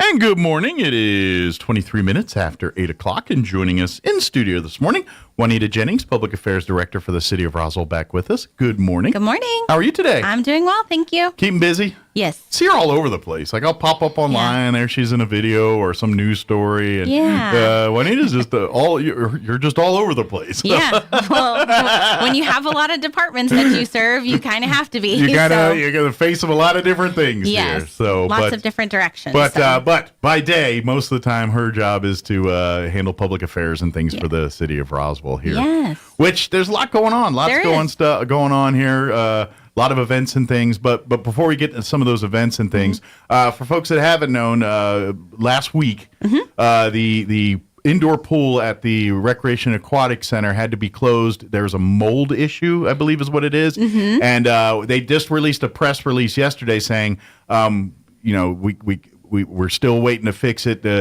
We're waiting on some stuff, but it's going to be closed for the unforeseeable future till we can get that stuff. But good news is they've done some things to kind of hopefully offset that here. They're going to be opening the outdoor pool here early, and hopefully, maybe whatever the parts or whatever they're needing to get the pool back in order will show up in a timely fashion. But we're kind of at the mercy, I'm guessing, of parts and demand and supply and demand in the country right now. So absolutely. So there's a couple things for our members that are members of the Roswell Recreation and Aquatic Center and the Recreation. So back in January, we combined the membership. So it's no longer just the rec side or just the pool side. So if you got a membership, it's good for everything. It's good membership for everything. And so we do sincerely apologize, but for our public safety, for our staff safety, it is the right thing to do. So absolutely. You always want to err on the side of caution when it comes to safety and things like that. Absolutely. We would love to have you swimming and everything right now, but we just don't want to take the chance. We don't want to mess, and we'd hate for somebody to get sick or something like that to happen. So This is the cost of doing business sometimes, and yes. that's what it is. So we have a couple of options for people. If you do have a membership and would like to continue with that, you have access to the recreation side, which has a fitness room. You have the courts in the morning. Acres of them, by the way. Yes, we do. And then here's the great thing. So at the adult center, we just got brand new equipment at the adult center. Oh, so nice. we have a cardio machine, an elliptical, some rowing, bikes, brand new. Nice. Just got delivered maybe about a month ago. Okay. And so all of that is still included in your membership. So Excellent. you can utilize that, just not the indoor pool. Gotcha. We have worked out something with New Mexico Military Institute. So Okay. if you would like to go over there, they are going to honor it. You do need to contact our offices in order to get that. Okay, but if you do, like, say you're training for swimming or something Yes. and you need a pool, we can get you some arrangements to swim at the New Mexico Military Institute. Yes, I believe that. And then the other thing that we are working on is trying to open the outdoor pool a little bit earlier. Yeah, I got in the press release, like I said, April Yes. 1st, the goal. Obviously, weather is going to be a factor in that Right. one. Weather, and then we have to get our inspection, all of that stuff. So we're just bumping it up just a little bit earlier Sure. than we normally do. But for the most part, we're pretty much ready in Good news April. is it's nice and spicy hot by April here in New Yeah, Mexico, so I think we'll be fine. That is a positive. That is a positive. And then lastly, for anybody who wishes to have a refund from the date of the pool closure, we just ask you to call the Recreation Center and speak with Colette Hall. She's Sure. the recreation director, or another individual, Arion, who is handling all of that. And Okay. so they can contact Recreation at 575-624-6719. Very good. Or they can email Colette. There you go. And of course, if you go online to either the city's website or RoswellConnect.com, you'll find information to contact or Yes. get there too as well. I would suggest if you're like, well, I got it for the pool, there's literally so much stuff there when you go there. There's and here's the thing. The gyms and all this stuff, they're talking about new equipment. It hardly gets utilized compared to the size of it. So if I'm not trying, because I don't want to hurt businesses or nothing, but shoot, you get a gym, you get a membership there, you got a full gym, and when the pool will be back, it'll be back. It'll come in, the outdoor pool will be hot before you know it, and that'll be open. Yeah. But come check out the weight equipment. There's like, if you love like the exercise programs, like your Zumba and all those, they've got like a database with like everything from modern stuff to stuff your grandma did in the 80s, the jazzercise and all that kind of stuff. And we're going to offer on Monday through Thursday, we're going to offer a low impact step aerobic class. Okay. So if they're interested in that, I believe it's going to be from 9 to 10 Monday through Thursday. And so very low impact aerobic step Great. So someone who's class. wanting to get physically fit, but you're not, and that is included in your membership. And then if you don't have a membership and would just like to come check out that class, you're also welcome to do that and just pay, I think it's a $2 drop-in fee. Yeah. So again, if you want to kind of sit down and do some research, RoswellConnect.com, that's kind of your source for all things Roswell when it comes to like the zoo, the aquatic center, the museums, any of that stuff. That's the website. So if you want to learn about pricing, your options and all the amenities available, you'll find it through Roswell Connect. Absolutely. And next week, you might see Roswell Connect look a little bit different. Okay. So we are in the process of revamping our site on the back end. Right now, it's kind of dull. It's not as user-friendly as we would like it to be. You're still going to go to RoswellConnect.com. It's just going to look different. It'll have two portals, one clicking on the zoo, one clicking on recreation. At this point in time, we're going to test out those two and then add to them. So all of the classes will be listed, all of the programs, all of the activities, memberships, and it'll be a little bit less clicking of buttons. And so we're trying to make it more user-friendly. We'll streamline a little bit. Yes. So. And so if you do have a membership and need to get that converted over, our team is happy to do that for you. Or if you'd like to set up your own account, again, with your own password. Absolutely. You can do that as well. Sure. And of course, if you're hearing all this and like, I don't want none of that, you can always walk right up to the front desk of the Recreation Center, and staff will be happy to navigate you through any of the stuff we're talking about here or help you get what you need on that. Absolutely. So if you're listening, it's like, I don't do all that.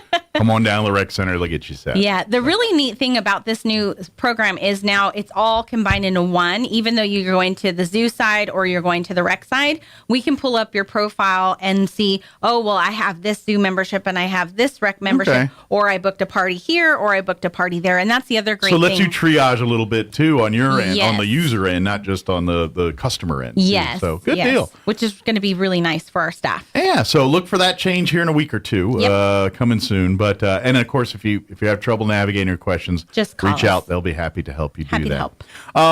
Let's talk. You want to switch to zoo since we talked a little bit about some of the things going on at the zoo right now, or some of the events and things playing there? Let's talk about the zoo. So finally have a decision on kind of where we're going with zoo fees. So they're remaining the same. Okay. So we're promoting our zoo memberships again for families. If you have a family, our memberships are a family up to 10 individuals. So I highly encourage you to get a membership because it gives you access to the zoo all the time. Absolutely. If that's not an option for you, then we do have our free zoo days, which are the first Saturday of the month. So we have one coming up in about a couple of weeks. And it's designed for locals to come that free to the Saturday. Sure, because let's face it, we want the zoo as a tourist, hey, whether here come and look at it, aliens and stuff, come check out our zoo.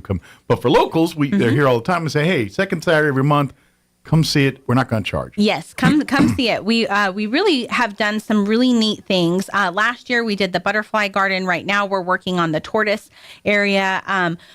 Our train is down, so we are looking for anybody who has some additional funding. You need an engineer to work and fund that thing. Yes, that train is really old. And I imagine the parts are either A, very hard to find, and B, once found, are expensive. Yes. So we're looking for anybody who has an interest in that train or can assist us with raising some funds to get that up and running. Do the model railroad guys at the fairgrounds, they work on bigger models, or do they just work on the much bigger than what we have? I wonder if they can upgrade to the bigger models for a little bit and help us out here. Gosh, that would be amazing. It's a beautiful train, but my goodness, it's a over piece of history. 50-some years old. That merry-go-round and that train set are really pieces of Roswell history. That's what they are at this point. And so, yes, they need a little TLC to keep them going. Because they haven't had it in quite some time. Yeah. And so we're really trying hard. Again, if you have any interest in that, we welcome your help, your support. But come on out, check it out, see it. We will have a couple events coming up. So we have Kids Stampede that will be happening in April for kids. And then we also want you to save the date for the Brew at the Zoo. It's coming back. Annual event in April, brought to us by our friends of the zoo. Tickets will be going on sale early March. So in a couple of weeks, look at our Facebook page, look at our website. All of that information will be out there. I highly encourage everybody get your tickets early. Absolutely. Because we do sell out. Well, if you really want a sample the best of Roswell when it comes to food and spirits, beer and things, they're all there at the Brew at the Zoo. That's kind of where it's literally. If you're like, oh, what's the latest, cool thing? Just go to Brew at the Zoo, and then you get your glass, and then you can just hit the row and try them all out there. Absolutely. And then, of course, it's all responsible. And by the way, if you want to be a DD, you make out like a bandit because you get all kinds of free food, and non-alcoholic drinks and things, and just for you behaving yourself and not being the one that can get teetotaled there a little bit. But that's so. Please, get your DDs, and they work all. They got things. If people get too much, they'll do ride homes, and we do all that stuff. So it's all done responsibly and above, keeping everybody safe and keeping it to fun. Yes. And so, again, if you're a business owner and would like to participate in these events, please reach out to us. We'd love to have you. But most importantly, we also have a party room. So a lot of people don't know that our party room is available not only for kids' birthday parties, but we've had baby showers. We've had quinceañeras well, I don't know about a quinceañera. Our quinceañeras are pretty big here. That's more for the convention center. Gotcha. That's a little bit big. Okay. That's more like a wedding. Gotcha. But even if you had like a youth group doing an educational thing or something, that room's available for something like that. Absolutely. And so reach out to our zoo. Please call them 575-624-6700. They are available, and come on out. We also have an educator position that is open right now. Our educator is moving back home. We're sad to lose her. So if you are a local educator and maybe looking for a career change, that position is available. Right. Again, if you go to the city's website, Roswell roswell-nm.gov. You'll see the job listings. You can apply there. And that's not just for the zoo, but every posting the city has for jobs. Yeah, we have a lot of open positions right now. And see, well, that's why when he's got 10 jobs right now, y'all need to fill some of these jobs so that you can get down to like 1 or 2. That would be amazing. That would be amazing. Yes, please. We are going to be having a career fair with EDC in March. Excellent. So that will be coming up. It will be at the Roswell Convention Center, so we'll have more information on that. But folks looking for work and things are looking for career change, start getting those resumes put together and make plans to attend. Absolutely. So. Generally, when they have those events, there's people hiring on the spot. So just, we'll talk more about it, but come ready to be hired when you go to those events. Dressed for it, come with your resumes, all the things that you are using to sell yourself to a potential employer. Absolutely. You're going to want it there. So,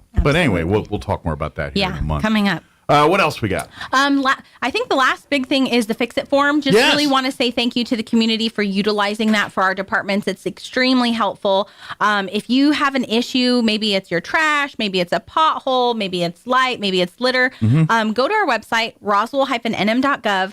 Click on how do I submit, and it's called the Fix It form, a concern. That automatically goes to the director of the department, depending on which option you click. Sure. Yeah, if you've got a trash issue, it's going to that person. If it's a pothole, that goes to the streets folks. And they should respond to you within 48 hours. So we've had a lot of Fix It forms lately about street lights and things like that. Please know we work in partnership with Excel. So some lights are the city's responsibility, and then some lights are not ours. So gotcha. We do forward that information to them, but just really want to thank you for utilizing that and know that it's available to you. Absolutely. So, but like you said, if say like for example, the downtown famous alien lamp posts that are downtown, those Excel Energy work on. Now, obviously, if you put a submit reform in there, right, the city says, "Hey, Excel, I just want to let you know we got some lights down out here," and so they pass that along. But absolutely.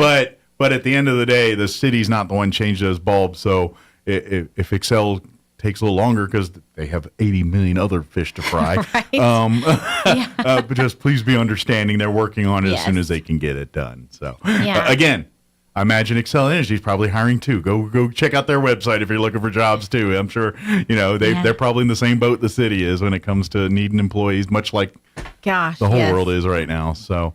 But utilize it, and it's a great option too. If you got the pothole in your neighborhood, and obviously it's for city streets and things. Right. The city can't work on county roads or state roads or federal roads, or properties. But if even what if it's weeds and things, stuff like that. That's we always talk about, and we've talked about the mayors of the past. Everyone's like, the city has a lot of property, too, that they've got to maintain, and it takes time. And so if there is a city property in your neighborhood that's kind of weeded up and everything, use the Fix It form and say, hey, they should send some guy to cut down these weeds. And guess what? Someone will come and cut down them weeds because that's how the Fix It form works. So it's a great tool, and it's a great way for you to get your information to the city. And then because the city doesn't know all the time. Right. They got a lot of people they can't.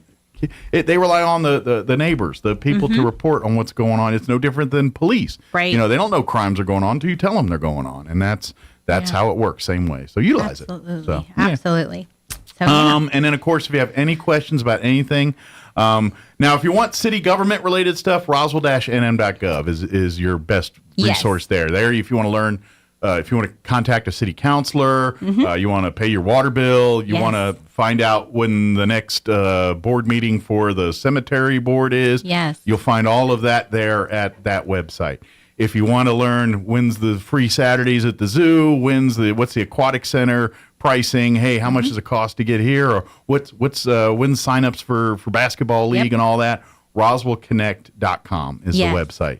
And then you learn everything about the recreational side. If you want passes to the museum, or things like, or go to their free. They do second Saturday. Second Saturday free. So it's first for the zoo, second for the museum. Second for the museum. We try to offset it so that you have your choice on first weekend of the month. You go to the zoo. On the second weekend, you go to the museum. I almost forgot about one thing real quick. Volleyball, adult volleyball sign up. Registrations is happening right now. Okay. So if you love to play volleyball, you're an adult and would like to get a team together, it's $210. Okay. Registration will happen now through March. What's the number for your team? Is it 6 or 7? Good question. I think it's 8. 8. 4 and 4. Okay. I don't know. Don't quote me on that. But we'll call and ask, and they'll be, because I imagine it's number of players plus few subs, Right. and then maybe one or two bench players or something. I don't know, but Yes. my volleyball experience is on the beach in the backyard, usually with an adult beverage in hand. I'm with you on that. I just realized what pickleball is just last week because that's really popular too. It is serious business. It is to pickleball, big time. It and is. We It's offer it too, so that's good the other deal. great thing. So. Yeah, my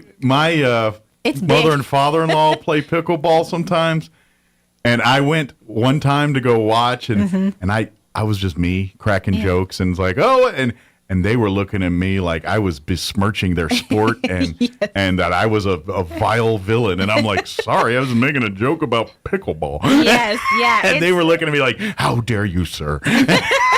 It was very serious. Yeah. So I shut up, just watched. Yeah. So if you're a pickleball player, we do have that at the rec center as well. And then, of course, at the courts, at the tennis courts. It's a little cold right now, but it's kind of actually morning brisk this morning. At tennis, you move around, you play singles. That way you got to run the whole court, and you'll be warmed up here, in about 10 minutes. Exactly. Exactly. And volleyball is actually 6 to 10 players. So I was in the middle, 6 to 10. Very good. So if you can, and I would imagine too, if you're an individual player but not know 6 others, I'm sure you give them their name and they're forming teams through there too, because they're posting, we got 4 people, but we need 3 more. Well, right. And so if you're interested in playing contact, if you already have a team together, come together and bonus it. But I would imagine if it's 2 and 3s, they'll work and try to put together teams from some of these smaller groups and things too. So if you have an interest in playing, reach out. Yes. We'll figure out the teams at some point. But if you already got a team, go for it. Come up and say, we're the Roswell volleyballers and we're ready to win the championship. So Absolutely. And it's a great way to meet new people too. So just sign up. Absolutely. Get involved. Have some fun.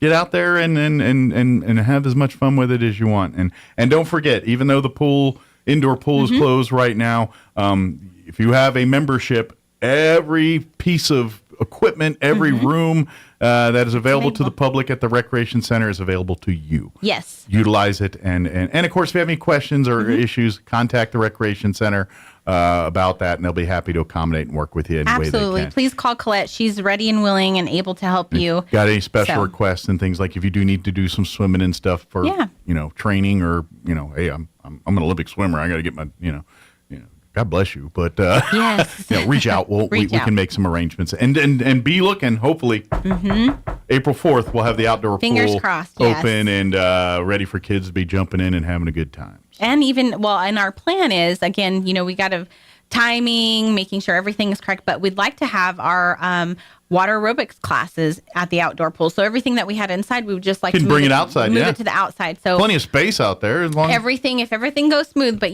sometimes plans don't always work out, but that's our goal. Sure. That's our goal for and sure. to be honest, the indoor pool is amazing and everything. But it's kind of nice to get the fresh air and be outside and enjoy. That's part of the fun of being in a pool, is the sun on your back while you're in the water and all that kind of stuff. So indoor pool's amazing, but outdoor pool's kind of the better place to go. Just saying. That's just my opinion. Yeah, it's wonderful. It sure is. Sure is. Very good. Well, Juanita, as always, appreciate the Thank you. visit. We'll see you here next time, if not sooner. And anything we can do to help, let us know. Thanks. All right. Take care. Good luck. Don't work too hard.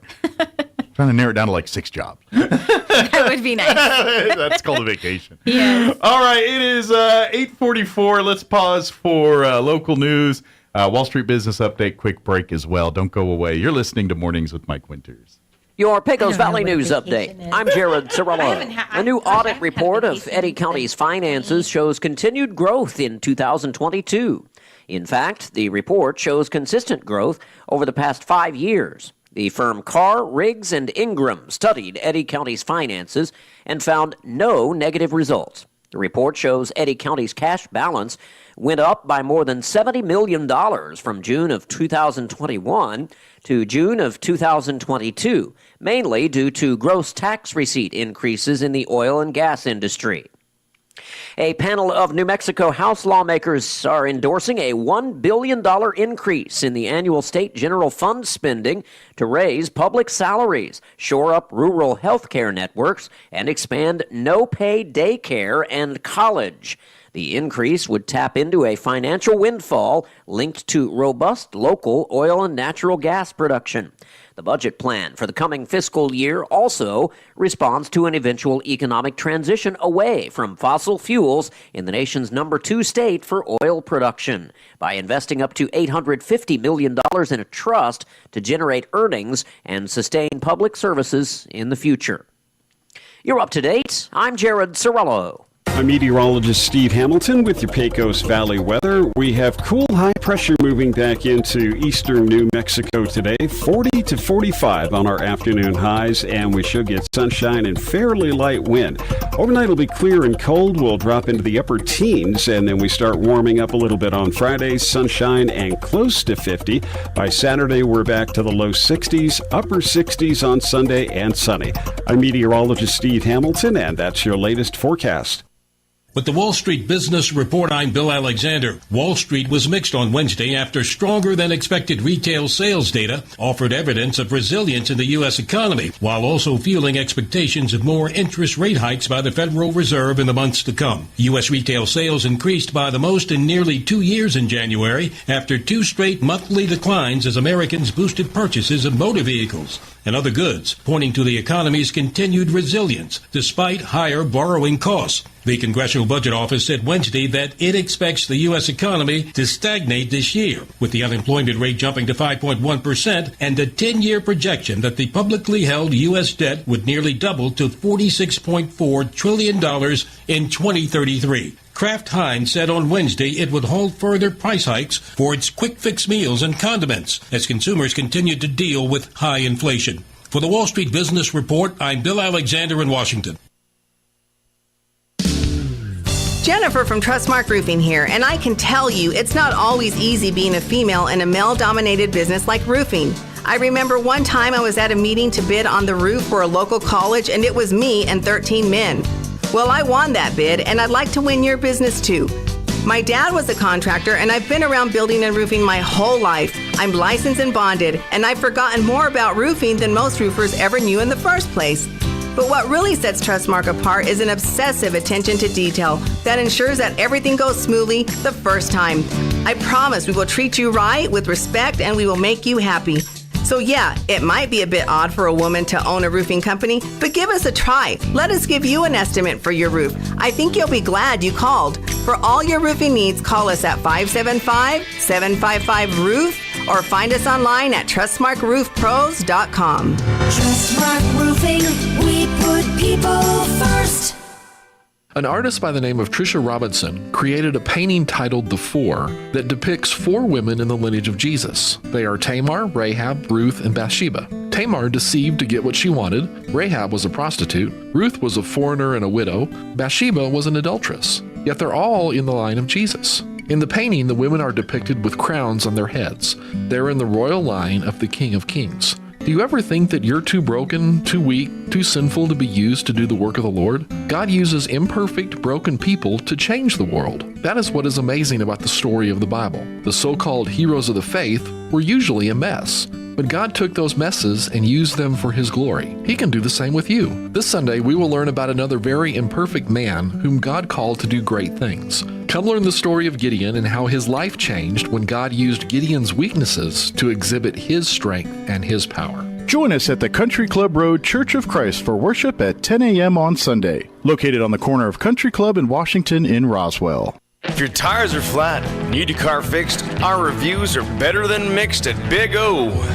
At Big O Tires.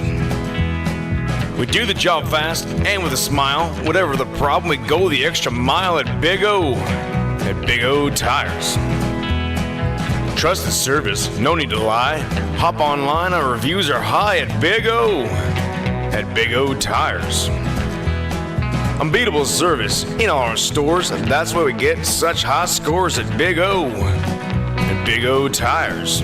From January 30th to February 26th, get a $70 tire rebate via Visa Reward Card or Visa Virtual Account after online submission on a set of 4 new Michelin passenger or light truck tires. Plus, get an additional $70 prepaid MasterCard on installation purchase of sets of 4 Michelin passenger or light truck tires. Big O Tires, the team you trust. Disposal fees and shop fees extra where permitted. Void where prohibited. See rebate form for terms and conditions. This offer valid with any form of payment. Get ready for the most out-of-this-world weekend Roswell has ever seen. UFO Expo 2023. March 10th through the 12th at the Roswell Convention Center. 3 days packed with 40 different events, including 10 different film screens, producers, celebrity personalities, and renowned speakers. And all just a few blocks from the UFO Museum and Research Center. The 3-day pass includes VIP parties, mixer tents, speakers, live music, film festival, cosplay events, and more. Get tickets and more info at ufoxpo.com. UFO Expo 2023, March 10th through the 12th at the Roswell Convention Center. The Calico Cow is moving to a new home.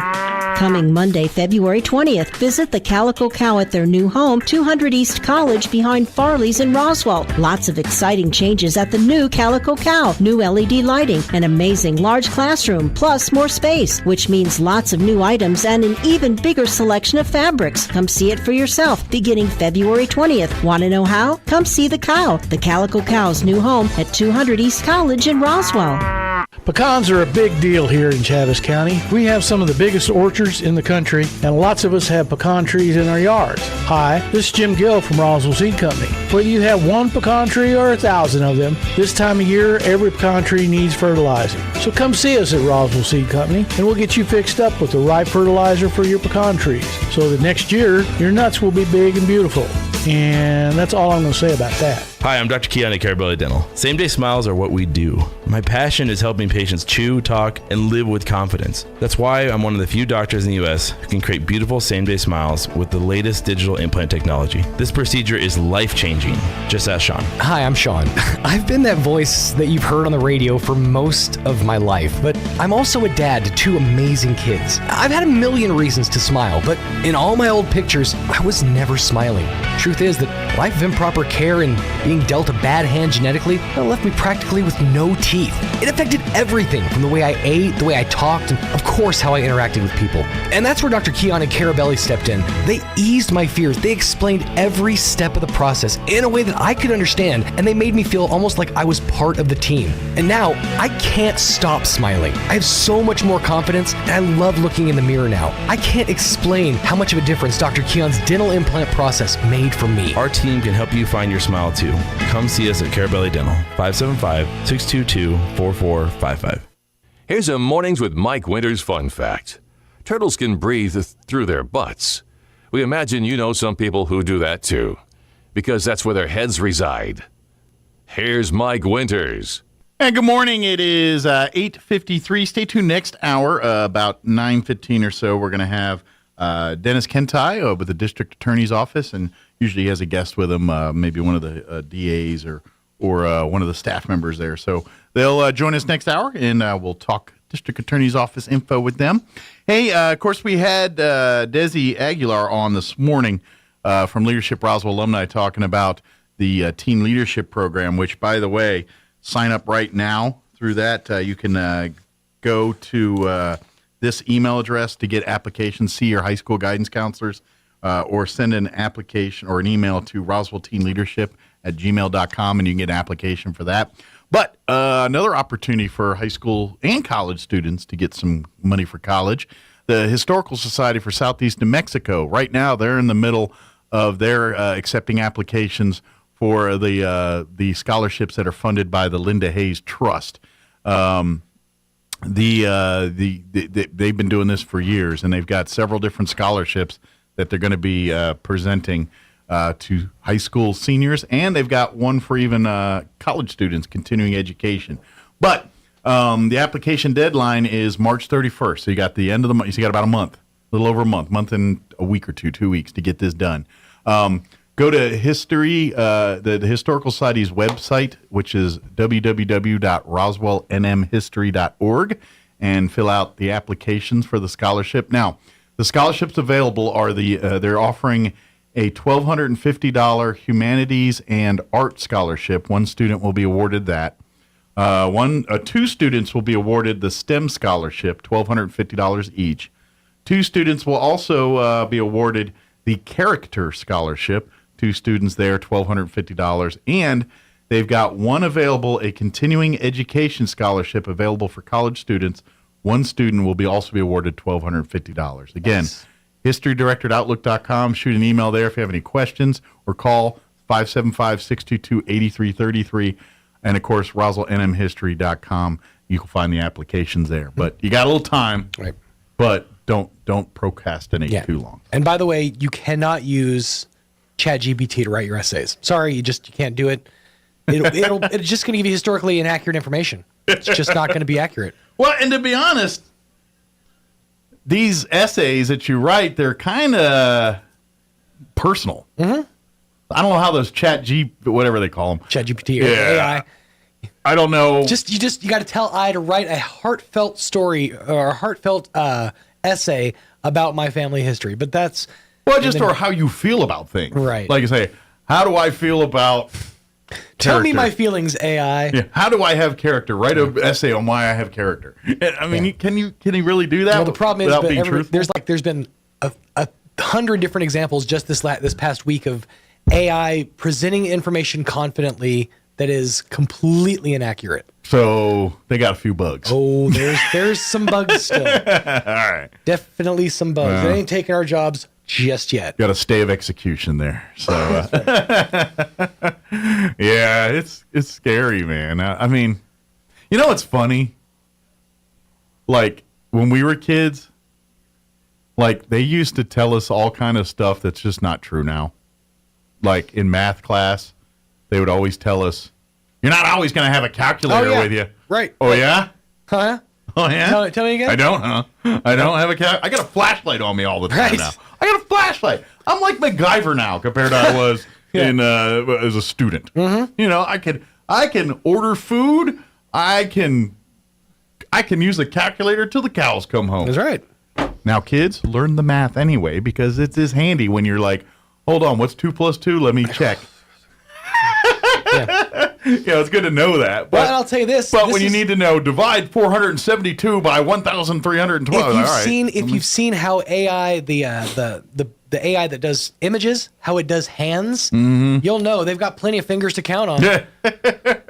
They're always they just cannot do hands right. But now we're just seeing that next evolution where it's like, you know, that term paper going to write itself. Oh yeah, watch me.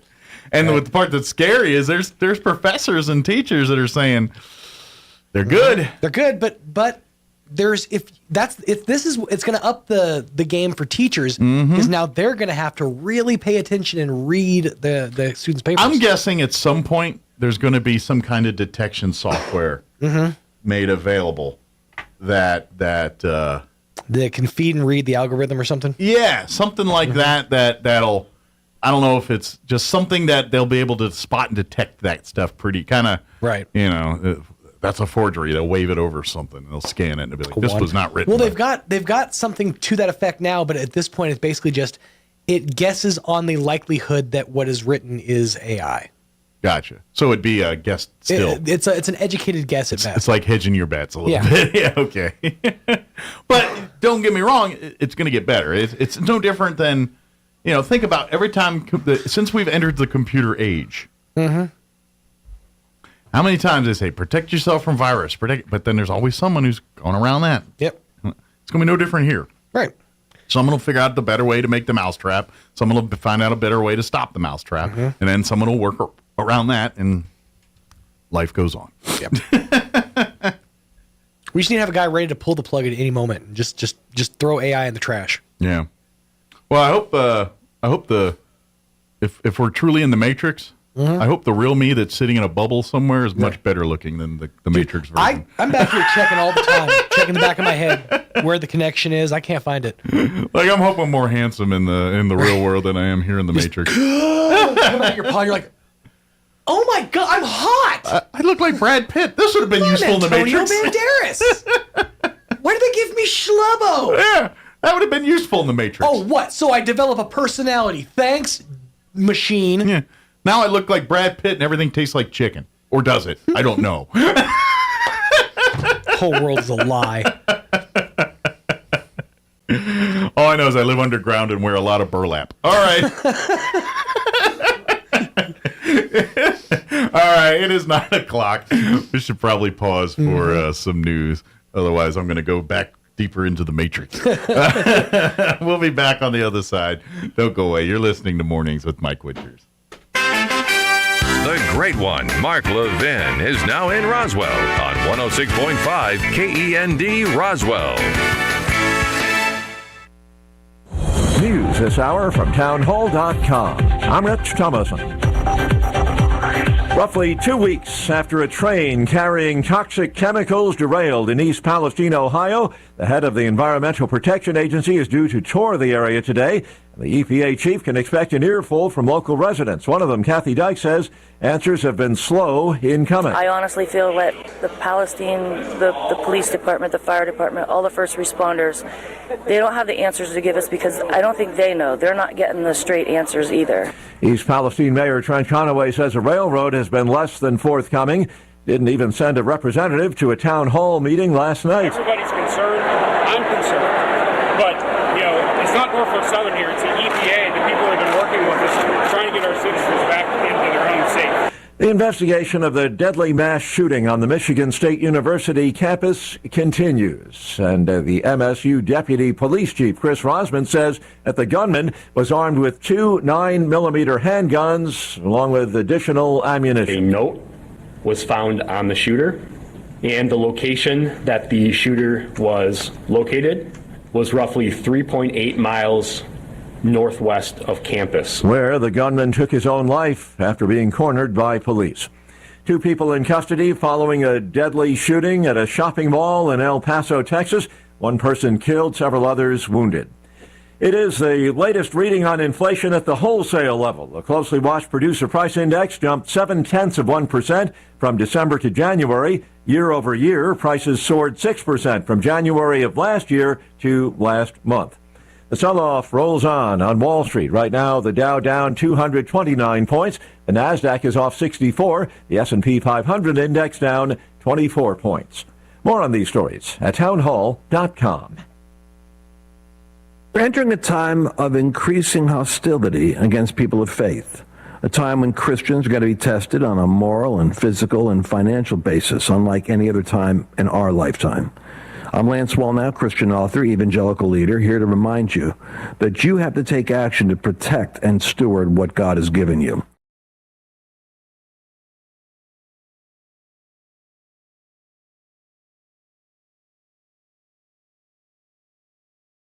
Everybody wants cheap airfare, but where do you find it? You call low-cost airlines. Their prices are direct from the airlines, and they're so low you can't find these fares published anywhere. They specialize in cheap flights, discount hotel rooms, cheap car rental rates, and great package deals anywhere around the world. Wherever you want to go, they can help you get there cheaply and with a best price guarantee. If you want the lowest prices on your airline tickets or other travel services, call now. That's right, call. That's the only way to get these rates. Experts are standing by 24/7 to get you the cheapest airfare and hotel rates available. So don't wait. Call right now for the lowest travel prices anywhere and for great last-minute travel deals too.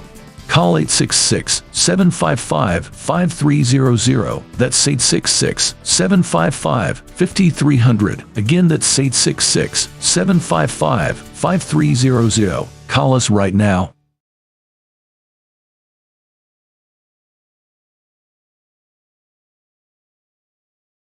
He called for peace talks and invited President Biden to join him in Minsk for negotiations with Vladimir Putin. An invitation the U.S. president will likely decline. The BBC's Steve Rosenberg in Moscow. The number of fatalities in the earthquake that devastated parts of southern Turkey, northern Syria, continues to rise, now close to 40,000. News and analysis, townhall.com. The Congressional Budget Office out with a forecast. It's an economic forecast. It sees stagnation ahead. CBO's 10-year budget and economic outlook outlines stark expectations for the decade ahead, and it starts this year. The combination of high interest rates and still high, if easing, inflation will continue to affect U.S. households and businesses. And it projects the unemployment rate, which fell to 3.4% in January, will jump back up to 5.1%. Those expectations are paired with a 10-year projection that publicly held U.S. debt will nearly double by 2033 to $46.4 trillion. Ben Thomas, Washington. Having announced her bid for the Republican presidential nomination this week, Nikki Haley now says that any politician who is over the age of 75 ought to be required to undergo a mental competency test. More on these stories. Townhall.com.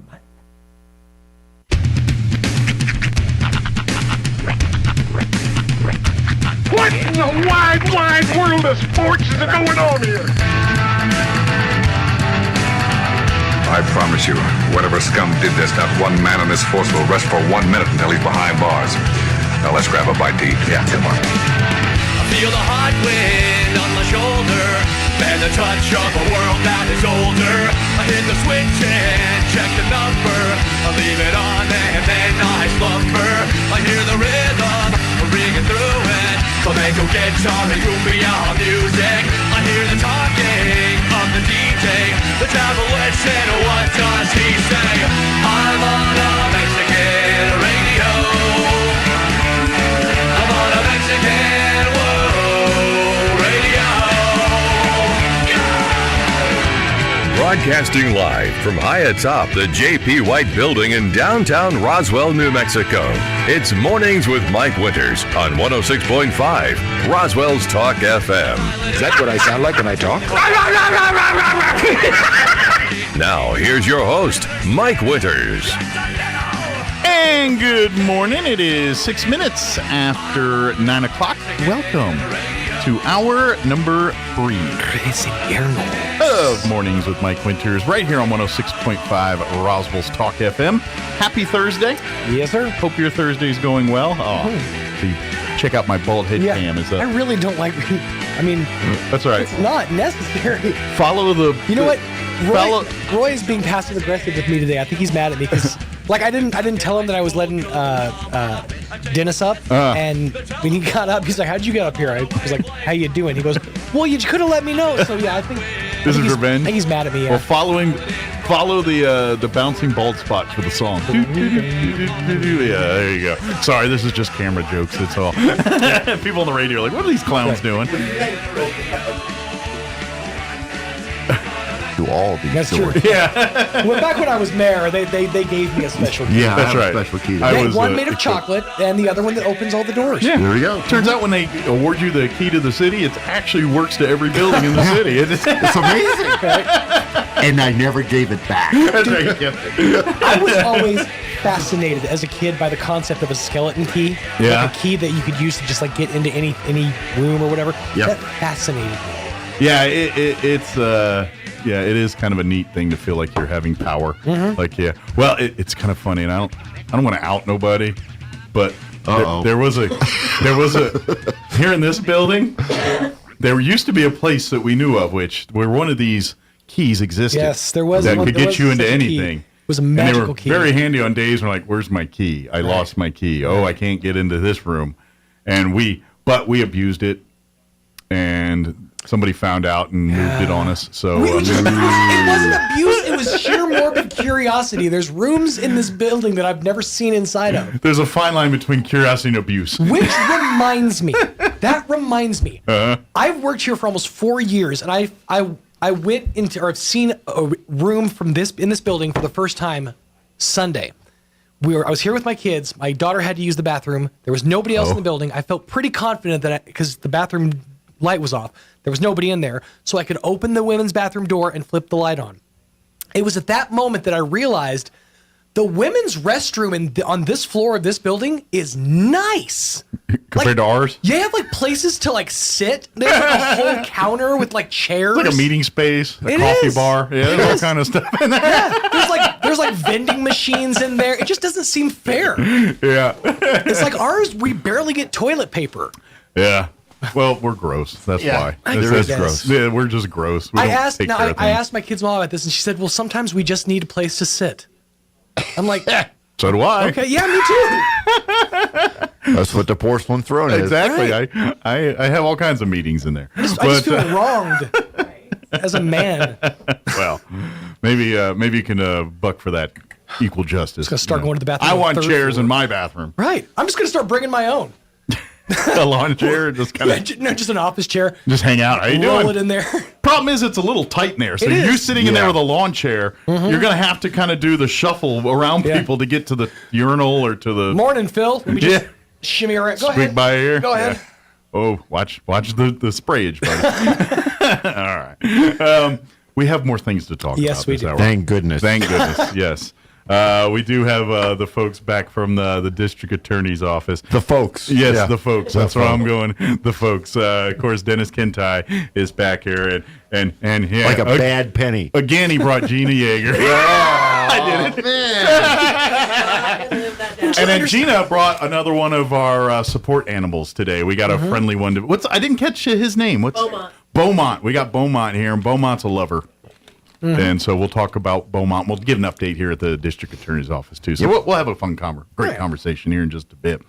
Don't forget, I started off the show with this one, and like I said, after the show today, I've got an interview with the executive director for the NMAA. But they're going to be cracking down at these high school games. They are, we had the incident with Roswell and Carlsbad, Sunday or Monday, whatever day that was. Saturday, I don't remember. But anyway, that's not the only incident around the state. There's a rash going on. There's a shocker. So the NMAA is cracking down, and they're doing they're implementing basically what's called the 2-strike rule. And basically, because of the uptick in bad behavior, it's inspired. I guess this is a plan they use in Oklahoma and Louisiana. Coaches, players, and even fans would be punished after 2 incidents of unruly behavior. If there are 2 strikes against the fans, then they will let the kids play, but the fans won't be able to watch the game. They're out. They pull them out of the stands. If there's 2 strikes against one of these kids, then their season is done. Right. They're done. The NMAA said the punishment will be specifically for, in quotes, egregious behavior. Those behaviors include fighting and yelling obscenities at officials. The NMAA stated that they have had situations where parents have followed officials to the parking lot after the game. And that's not good. They have enough trouble getting officials. Right. Oh, yeah. The last thing they need is you harassing them Yeah. After a game and basically stalking them and committing criminal offenses against them. Then you got to deal with these folks here. Yeah, it's called assault in New Yeah. Mexico. Yeah, when they make verbal threats, yes. So be warned, they are going to be cracking down on this. And like I said, I've got an interview set up shortly after the show today with the executive director, and we'll play that quick interview tomorrow morning, kind of giving you all the updates and everything as we go into games this weekend. Just make note, they're not messing around with this stuff anymore. As they should. Hands to yourself. I mean, yeah, I get it. We all get excited. We all want to root for our kids. We want to go to war for our kids and do everything for our kids, but it's a game. It's a game. Whether it's a football game, a basketball game, or a baseball game, it's a game. Yep. And at the end of the day, this is a learning experience for those kids as much, for everybody else here. And we're not dealing with Michael Jordan and LeBron James out here. These Right. are high school kids. Right. What you yell at your TV on the NBA is not what you do at a high school game with underage children. Yep. So please be an adult. You have to be the adult. Set the example for your family, for your kids. Right. And obviously teachers, coaches, they're doing the same thing. So just wanted to throw that out there. I did start at the beginning of the show with that, but it's coming. So for folks that are doing it, they're kind of, I don't know. We'll see how they, 2 strikes seems kind of generous to me, but that's It- like if it some guy's does. acting like a clown, like following refs, you don't get to do that twice, in my opinion. No. But they'll work that kind of thing out. I'm guessing. So, but anyway, I'm just be warned. They're cracking down on this stuff. All right, it is 9:14. Let's go ahead and get you up to date on the weather. I'm meteorologist Steve Hamilton with your Pecos Valley weather. We have cool high pressure moving back into eastern New Mexico today, 40 to 45 on our afternoon highs, and we should get sunshine and fairly light wind. Overnight will be clear and cold. We'll drop into the upper teens, and then we start warming up a little bit on Friday, sunshine and close to 50. By Saturday, we're back to the low 60s, upper 60s on Sunday, and sunny. I'm meteorologist Steve Hamilton, and that's your latest forecast. And thank you, Steve. Currently, let me get to my weather because I did not. There we go. Currently 25 degrees. Woo! Warming up nicely here in Roswell. Humidity is at 65%. Winds currently out of the north at 6 miles per hour. Good news, wind is much calmer today. We're not dealing with all that nonsense we've been dealing with, the bad news. But today, it's going to be chilly. We're not getting out of the low 40s. 41's our official high today under sunny skies. Tonight, bring in your pets. Bring in, don't leave anything out tonight. Maybe drip the water because tonight's overnight low is 17 under mostly clear skies. Winds will be out of the north at around 5 miles per hour. Friday, we start warming up a little bit. Increasing clouds, but a high of 50. Winds will be out of the southwest 10 to 15 miles per hour. Friday night, overnight low of 28 under mostly cloudy skies, which is still cold, but a lot warmer than 17. And then Saturday, we're going to be back into the low 60s. Mostly cloudy, but then gradually clearing as the day progresses with a high of 61, south winds 5 to 15 miles per hour. And then Sunday, the breezes come back, but the temps go up. So that's at least a trade-off. For Sunday, we're looking at sunny skies and a 68 for a high. They don't talk much about winds there. But Monday, President's Day, Washington's birthday, we're looking at 71 and sun and partly cloudy but breezy. And then it's going to be breezy and 71 on Tuesday and windy and 70 on Wednesday. So a little warmer, but winds looks like Monday coming back here. So, all right, it is 9:16. We're going to take a 3-minute commercial break, and then we will talk with them DA folks on the other side. Don't go away. You're listening to The Mornings with Mike Winters.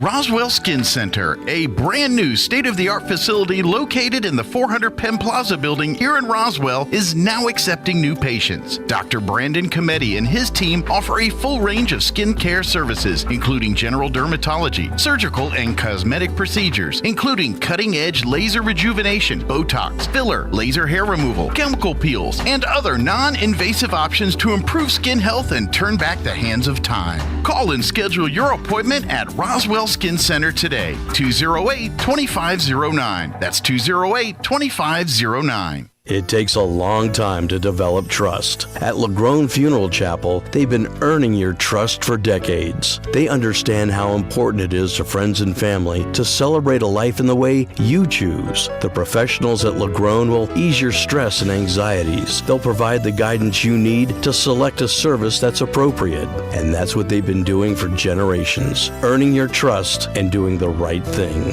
LaGrone Funeral Chapel and Crematory, 900 South Main in Roswell. Online at LaGroneFuneralChapels.com. Edge Safety and Services LLC in Artesia, New Mexico has an immediate opening for a safety technician. Position requires a clean driving record and must be able to pass a drug and alcohol screen. Edge Safety offers great pay with IRA benefits and employer contribution towards health benefits. Please email resumes to edgecoding@yahoo.com or apply in person at 402 West Main Street inside the Edge Safety and Services facility. Edge Safety and Services LLC is an equal opportunity employer. The Calico Cow is moving to a new home. Coming Monday, February 20th, visit the Calico Cow at their new home, 200 East College behind Farley's in Roswell. Lots of exciting changes at the new Calico Cow. New LED lighting, an amazing large classroom, plus more space, which means lots of new items and an even bigger selection of fabrics. Come see it for yourself, beginning February 20th. Want to know how? Come see the cow. The Calico Cow's new home at 200 East College in Roswell. This is the owner of Trustmark Roofing, and nothing makes us happier than telling our customers no. As in, no pricing games. We give you a guaranteed price, and then we stand by it. No surprises, no gotchas. No obscurity. We don't just tell you what's wrong with your roof. We record our inspections and show you. No lemons. We install premium roofing materials from top brands like Owens Corning. No shortcuts. We're in the 2% of roofers with the Owens Corning Preferred Contractor Certificate for our local area.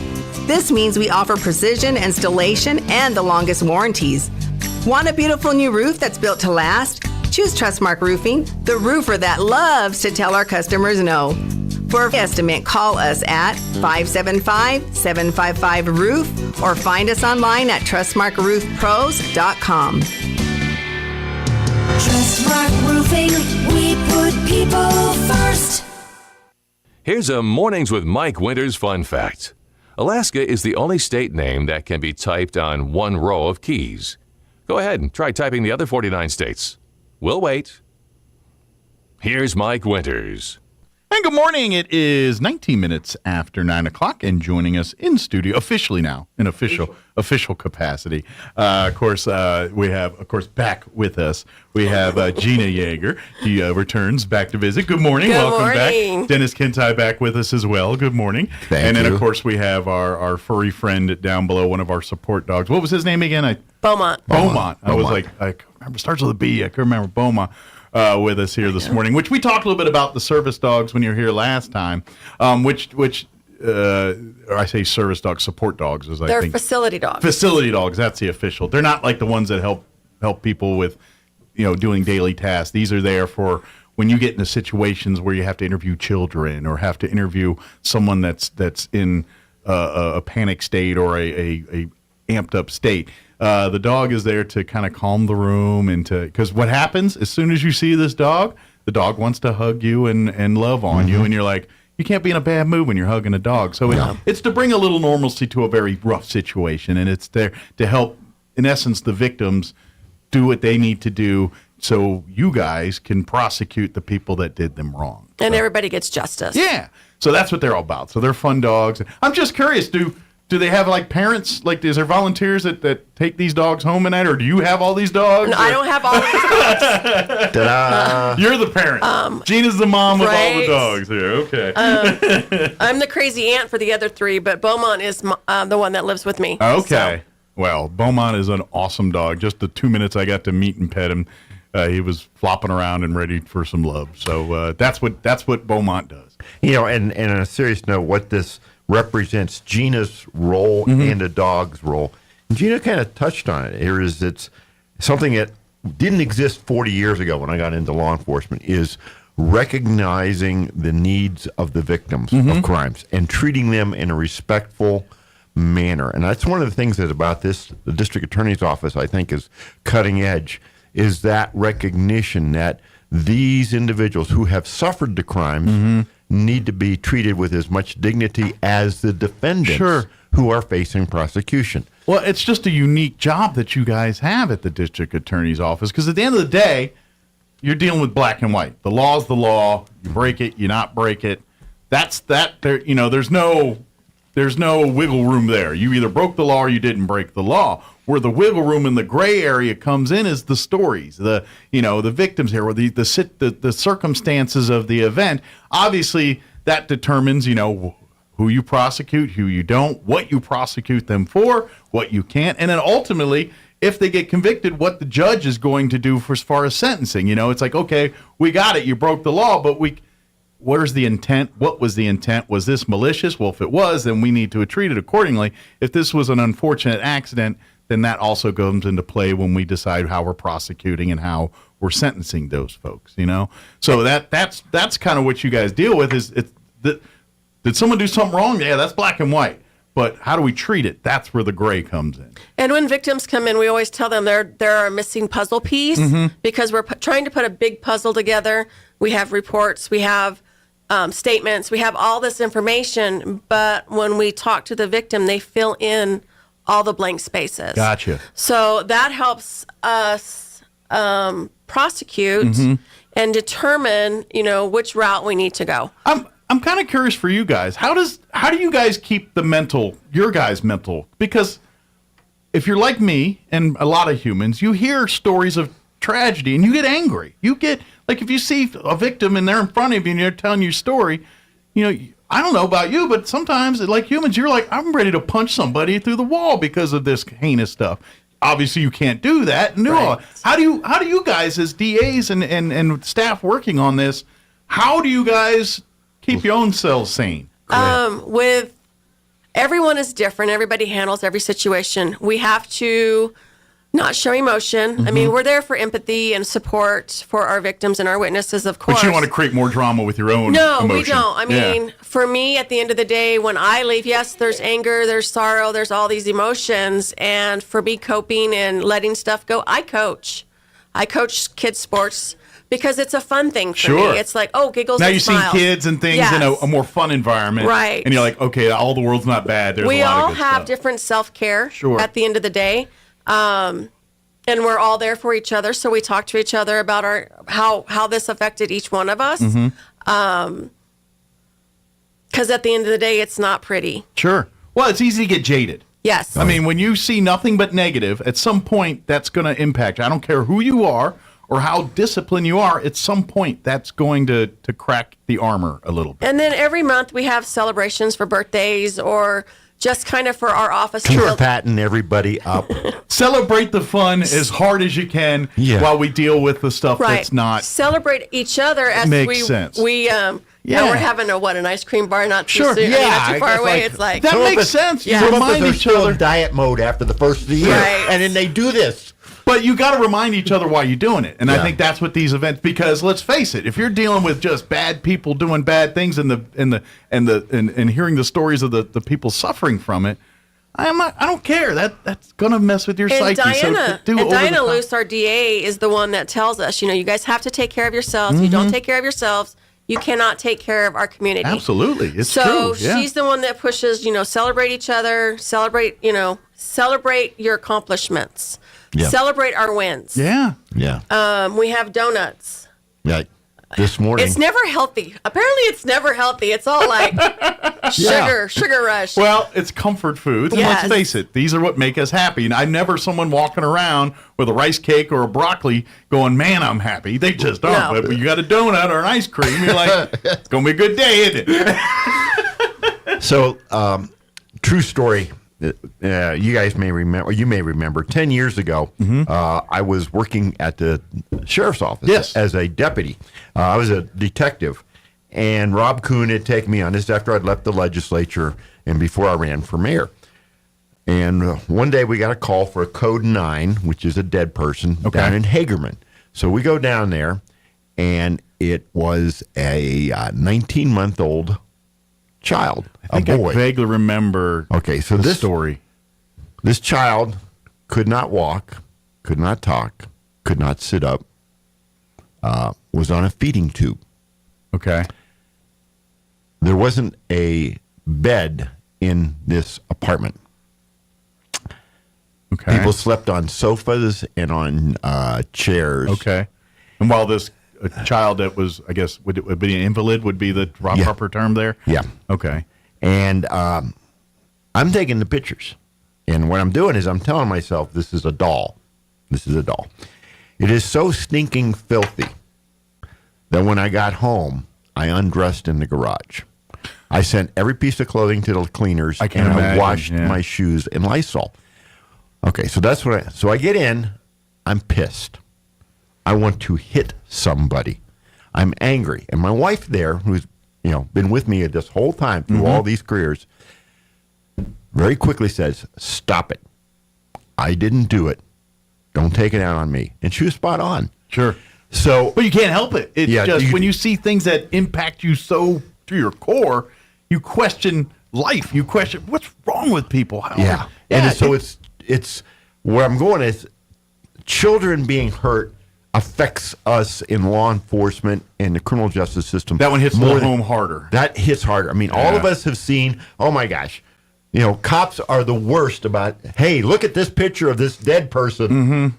What the heck? Well, and then we look at it, sure, adults, we're all different levels of intelligence and life experiences and everything else, but at the end of the day, you're an adult, and at some point you at least understand consequence, reaction for said consequence. Yeah. A child, especially one at that age, dealing with the issues that child has no concept of any of that. So they're a complete victim in the fact that they didn't even get to pick this. Where at least the adult kind of did things to put them in that path in some way, shape, or form. So and that's why I think it's so much harder when it's because at least they made choices. This child didn't even get that. So you have two families when you work in this type of work. Yeah. You have my district attorney's families, and then my home life, separated. Try to keep them separated. Got to compartmentalize You've got to keep everything separated. But my DA family, I can vent to. I don't take that home. We try not to take it home. Every once in a while, you're in a bad mood and you do. Well, and they've all seen and chewed the same Yes. dirt you have, so it's not as shocking to you guys because you've seen it all, done it all, where you come home and talk to your husband or family members. They're like, whoa, and they just can't wrap their head around it because they don't see that and live it every day. No. Yeah, it makes sense. It's no different than law enforcement officers or military personnel. When we talk about PTSD, it's the same makeup here. No, these folks aren't sitting in ditches shooting guns or busting through doors. Although they are. Yeah, some of them are. But you know what I mean? It doesn't mean that they're not dealing with the anguish and the fallout from all of this stuff. And I don't care. It's a real thing. It's something. And we talk about our victims. We talk about the ordeals they go through, and it's not fair from them. And it's like, yes, you're right. But our enforcement folks go through the same thing because they're the ones that have to clean up the messes. They're the ones that have to make right out of all this mess. I'll repeat again what Gina and her team does. The whole victim advocate team. He won't move. Was something that just simply didn't exist.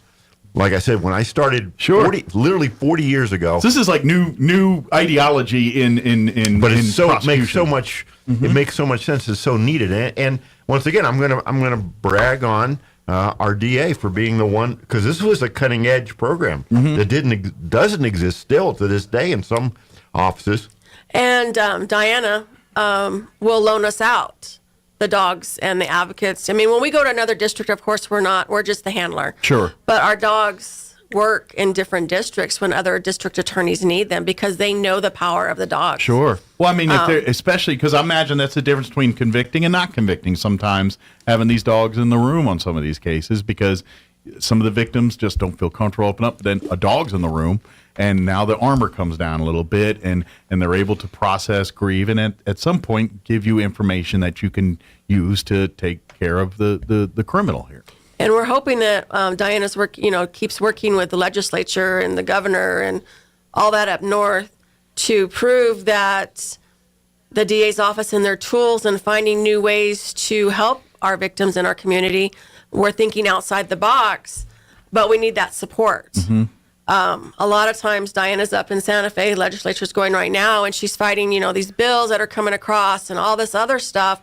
But she's also fighting for her employees to get the tools that they need to help the community. Sure. So it's a combination of support from the DA, the community, and the state of New Mexico to keep these programs going, because a lot of DA's offices that had dog programs are not doing dog programs anymore because the state is not paying for the dogs. So what we need to do is we need to get our legislators going through your office, seeing exactly how this thing works, so they take it back to Santa Fe, which I know our local guys are probably doing. Oh yeah, they are. They're But fully we on need board. we need to get other representatives from other parts coming through, seeing what you guys are doing, so they can take it back and obviously appeal to our legislature about funding this stuff, because we all want to deal with crime. Everyone says crime's the big issue.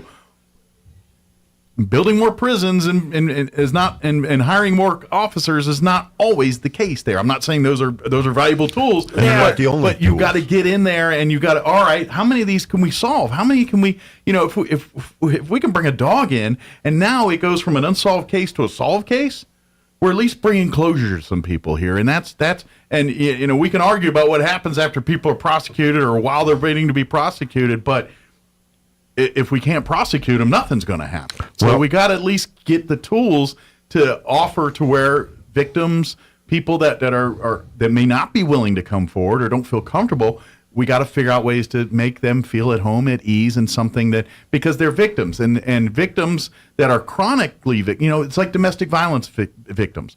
They've been abused so long, they build walls, they build shelters, and also their sense of normalcy is not always. So they start normalizing some of this stuff, and they might not even in their head get so warped at that point where they don't see this as unrational behavior because that's what they're used to. So this goes towards reversing that kind of mentality. Correct. So and Gina mentioned it, is that this is not funded by the state. These are not tax dollars that's coming in here. This team works to raise the money. And on that note, so I brought a flyer so you could see this. Cool. We have it's called the 50A Court 5K Color Bash to celebrate Lincoln, one of our first DA dogs, and we're also, and his amazing friends, Hamlet and Emma. So if you want to help privately fund this, because until we get the state to chip in, come out and have some fun at the fun run and support that. And of course, we have the Facebook page, the 5th DA Dogs, and you can always contact me. You guys know where I'm at. Everybody knows where to find me. Right. And this is on April 1st, which is Saturday, 11 o'clock. And it's really happening, despite it happening on April 1st. We don't want to mess with it. No, it is April 1st. And the reason that we're doing April 1st is that's Lincoln's birthday. Oh, okay. So we lost Lincoln last year. We lost Hamlet and Emma last year. Oh, so this is kind of a celebration to remember them. Sure. But it's on Lincoln's birthday. Are they the original dogs?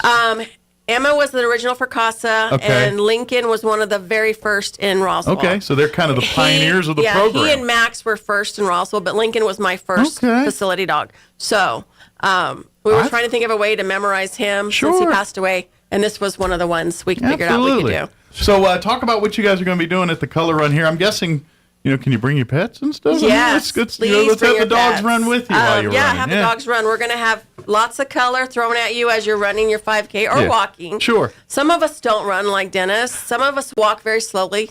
I believe in technology. Right. We're smarter than I can't run. I'm just not built for it. But and date and time it's Cielo Grande, the walk path. Okay. We'll have different stations of color. Okay. At the end of it, everybody. They usually go through and they blast you with color and all that stuff. And then obviously, if you don't want the dogs getting stuff, no one's you going to can walk around. But we're doing it at 11 o'clock, so it's nice and warm, and it's not too early where everybody's freezing. Not too hot, not too cold. Right. Yeah.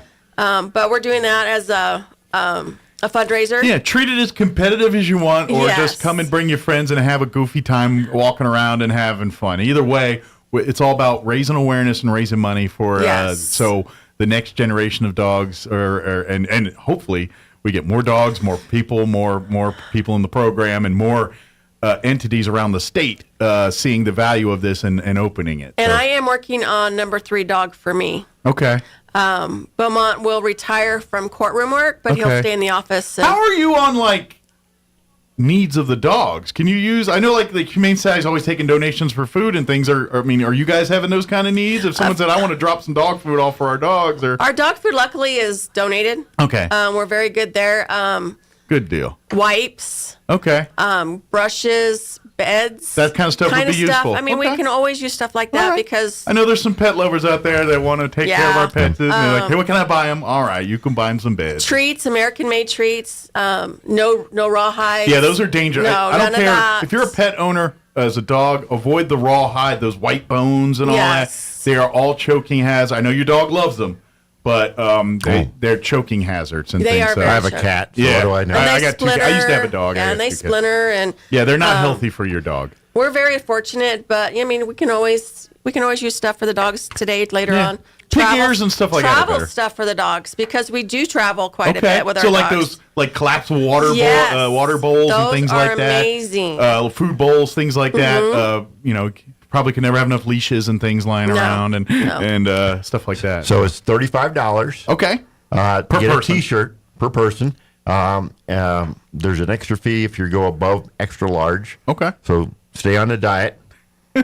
Some of us, in spite of the donuts from the donut fairies, I'm telling you, it's amazing what goes on at this place. But my fatness is helping more because I'm paying more. You should be in politics. My fatness is helping. I'm fat for good. Yeah, that's funny. But anyway, this is a big deal, and we'll talk about this again next month. But sure, definitely sign up. Register now. Where do you have people steering towards to sign up? You can register at the Facebook page. Okay. 5th DA Dogs. We have it. It's on my Facebook page too. It's under Gina. So go on Facebook and look for 5th DA Dogs, and it should pop right up, and then you can register. We'll have these posters out, and there's a scan code going to be on these posters, so they can just scan it and register. Okay. There's Venmo, so you can pay through Venmo and get all that done. But I do want to say this money will help us continue a great tool for the district attorney's office. Not only for the 5th, which is Chavez, Eddy, and Lee, it's going to help the state of New Mexico. I have a meeting set up with another DA's office on how to get them, how to help them figure out to set up their program because the state has decided that they're not going to pay for the dog. They're like, this doesn't make sense to me. Why is someone just is someone against it up there, or what is it? What's the hang up? Don't get me started. I just don't like. I'm behaving, right? Right, you're doing good, and I'm I guess, trying. and I know I'm coming from my perspective. I'm missing some details, I'm sure, somewhere, but I'm like, all right, I'm hearing everything that you're saying and everything is going on. I'm like, why would someone not support this? I don't understand it. And I get this, and I understand that they're talking payroll, insurance, office supplies. They don't see this as a tool. A justifiable expense. Correct. They don't know the benefit up there. So you got to prove it to them. Yes, we're trying to show them, and the 5th is the only one that's had the dog program since 2014. It has been consistent with the dog program. So basically, you're building the resume of them right now, and then you're going to come to them and say, see, here's countless accounts, countless eyewitness, countless, pieces of evidence that say that we have made more prosecutions, we've helped more people because these dogs are in the program. Well, Gina, tell everybody what the nickname is for this district attorney's office. The Fighting Fifth. Ah, no joke. And that's been a reputation for a long time.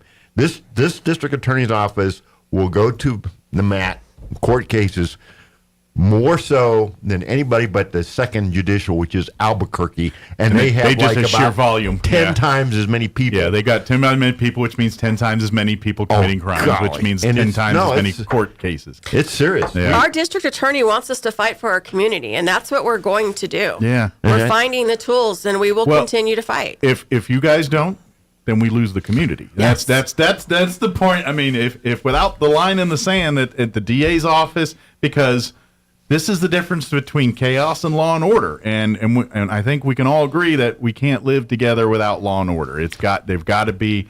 Anarchy sounds wonderful on paper, but try living in it, and it don't work. So tomorrow, interestingly enough, is the Beltran sentencing. Beltran, I've forgotten his first name. Christopher. The name rings a bell. I don't remember. He the murdered case, though. Dominique and pled guilty to this last year. Now, this became an issue in the campaign for governor about whether... Oh, yeah. Okay, now I remember. Yes. In any case, without getting back into the politics and all this stuff, this is an example of a case that I got into very late, but I saw the determination. There were holes in this thing. There was a key material witness that literally got found... Well, we got arrested, basically. We had a warrant for this witness. It was the guy that was inside the house when she went out to answer the door. Okay. Anyway, we won't... Dennis, don't editorialize. Anyway, so... Keep it short, Dennis. Keep it short. We found him. I shouldn't say we. Roswell Police Department found him like Thursday. We were going to go to trial on Tuesday. Mm-hmm. We were all geared up to go. We were very worried that if we didn't have him... we wouldn't be able to go.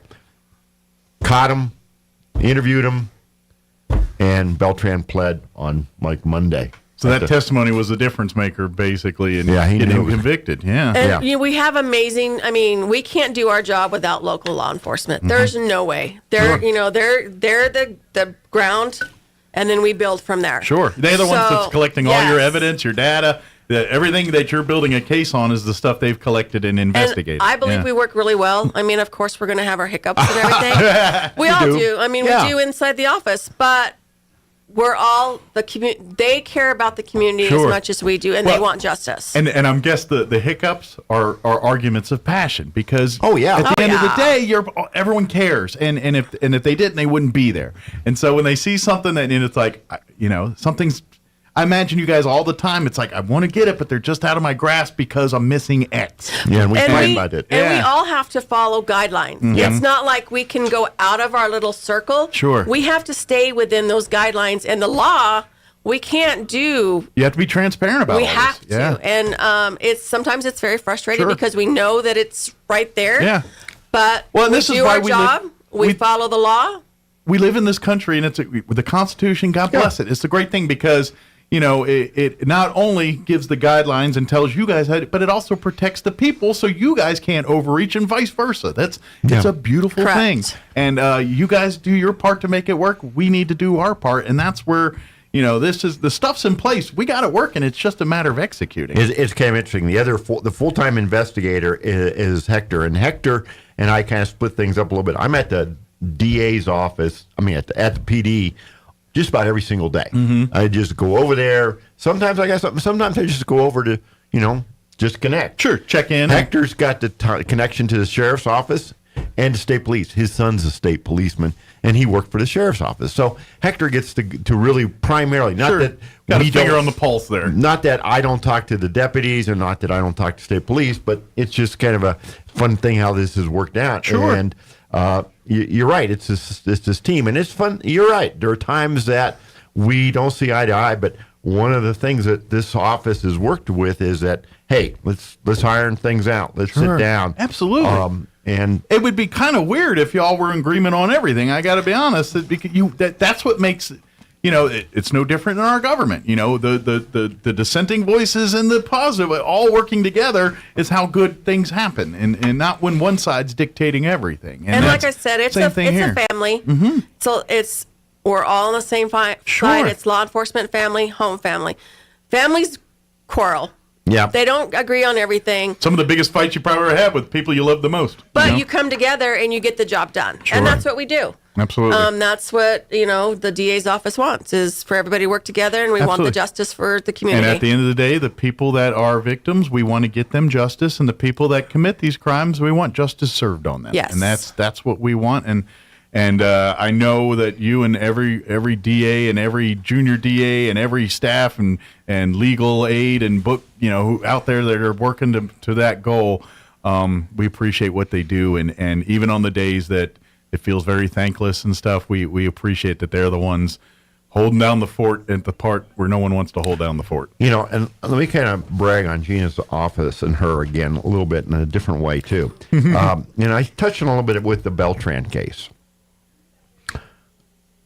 There are some who would basically like to see Christopher Beltran drawn and quartered on the public square. Yeah.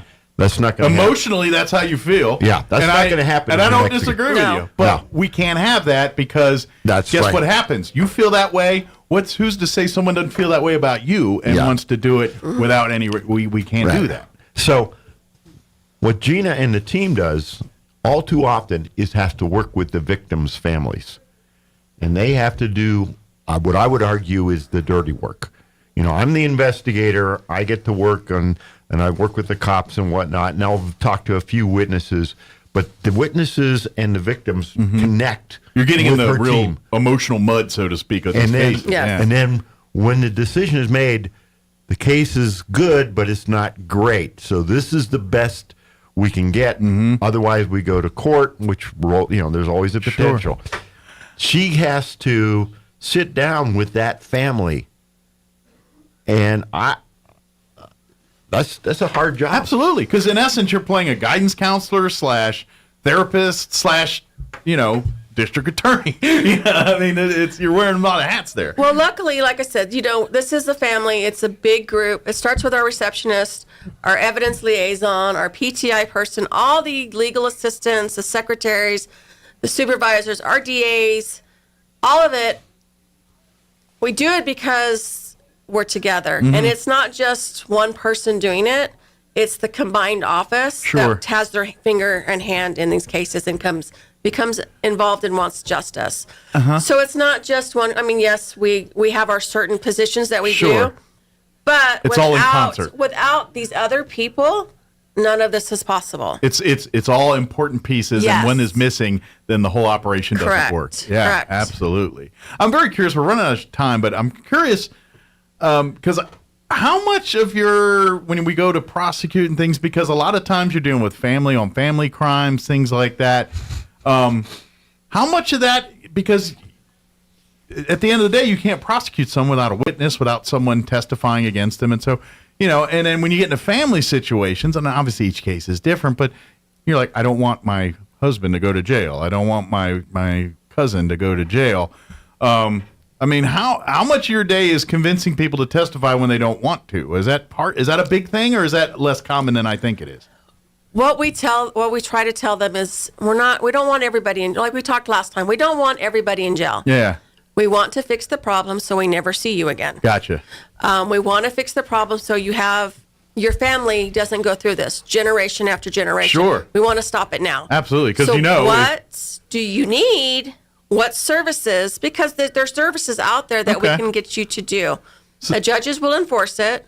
We can suggest it. Okay. It doesn't always have to go to a trial, to jail, to prison. There's other options. So you're kind that's- of explaining to them, it's like, Yes. look, it's the end game here is not saying they're going to rot in a jail for No. 5 years or No. whatever. It could be they go to counseling, they Correct. go to a rehab or treatment facility Yes. or whatever it is. But the problem is, if you don't intervene, the escalation is almost inevitable. Somebody will probably And die at some point. Which is what the Christopher Beltran situation is. Mm-hmm. This is a situation where this victim was a victim of domestic violence Sure. that continued to escalate, was unable to get free of the individual. He hunted her down. Wow. And, you know, the frustration for It almost so sounds many, like a horror movie. You know what I mean? It's like the plot for a horror movie. It is. But when they're ready, they're ready. Yeah. And we're there. Absolutely. And that's the thing. I mean, And you sometimes can't force them at the end of the No. day, but you can gently guide and nudge and support them until they're ready to do Until that. they're ready, and they always let them know that we're here. Law enforcement is here. Sure. The DA's office is not going anywhere. We're here when you need us. Which is the biggest problem we have in combating domestic violence and things, because the victims, you know, unless they're willing to come forward, there's a lot that prosecution can do on those scenarios. And so, you know, when you talk to folks at like the refuge, you know, I'm sure you deal with cases there all the time for people. You know, they're doing that great work that you guys are trying to do and bring that. So I imagine you're working through like their SANE program and stuff. Those are tools that you guys use to help when it comes to prosecuting these cases too. So like you said before, there's so many great people out there doing some, and those people are at the Grammy's house. Some are getting paid, but some are volunteers. They're doing this because they want to help people, and God bless those people. Same with those CASA voice advocates and everything else. They're not getting paid to in essence, exposing themselves to some of the horrors that we deal with here. Right. But they're there because they want to help these kids, these families, and it's no different with them. And so to Gina's point, Right. you know, there's a lot of great people even outside the DA's office that help make this possible. Yes. So, and Yes. we can't appreciate. That's why I love putting them on the radio. I'm like, why do you have them on? Because these Right. people, you imagine what this town would look like. And like I said, Diana's been really great about supporting any ideas that we come up with to help the community. So we love that she listens to us and she listens to the community to get the other tools that we need. Yeah. she'd be here, but she's in what, trial? So this is a district attorney, the elected district attorney, not just sitting in office pushing paper. She's in the courtroom. She's doing the. She works 80 plus hours a week, at least. Although I imagine for an attorney, the fun part's in the courtroom, right? Like if you're an attorney. Oh, that's the stress part. Is it? I don't know. To me, it seems like, why does someone want to be an attorney? It's because they probably watched Law and Order and all these other shows and wanted to do that. Law and Order is unreal. Don't watch it. Don't. We all want to be listen Raymond it. Burr. No, No. that's not the way the system works. No. It's Anyway. amazing. Real quick, one more time, give out the information for the color run, the 5K color run here. So the 5K color bash for the 58 dogs is on April 1st. It's a real thing. It's Yes. not fake. We're celebrating the birthday of Lincoln. We are That's why it's celebrating on April Lincoln's 1st. birthday. It'll be at 11 o'clock. Lincoln the dog, not the president. Correct. Or the car. Or the car. And it's going to be $35 per person. The shirts, you'll get a shirt and you'll get a medal for participation. Awesome. And any size larger than an XL, we're going to ask for $2 more for the shirt. Because it costs Just a little more to get because, those shirts. yeah. And again, this is a nonprofit raising money for that, and we're trying to keep expenses to a bare minimum, so there's more profit to go into the program. That's what it's for. Correct. So. And get this on Facebook is, I forgot to say it again. Fifth District Dogs. 5th DA dogs. 5th DA Dogs. I'm sorry. 5th DA Dogs. Type that in on Facebook, and then it should pop right up. Like and follow it. That way you can stay up to date on other events coming on and other things. Or if you want to get more involved, if you're like, I love this, I'd love to volunteer and help out. Hey, maybe I can be a dog mom or dad or something. I don't know. We'll get involved. Yes. That's the thing. Yeah. Is there anything we missed? Anything we wanted to cover that we just got sidetracked on? I just want to tell the community the DA's office is not bad. We're there for them. They're working for you. Yes. They're here to protect Yes. you and make sure that you get the justice you deserve in the event you get in a situation where you need it. And if you met any of us outside the office, you probably wouldn't recognize us because We're all business at work, but outside we're human. That's so. right. They all got blue hair and running around, Right. partying and saying, woo! No, I'm just kidding. Well, you know Dennis. So. They're all hanging out at karaoke singing. Right.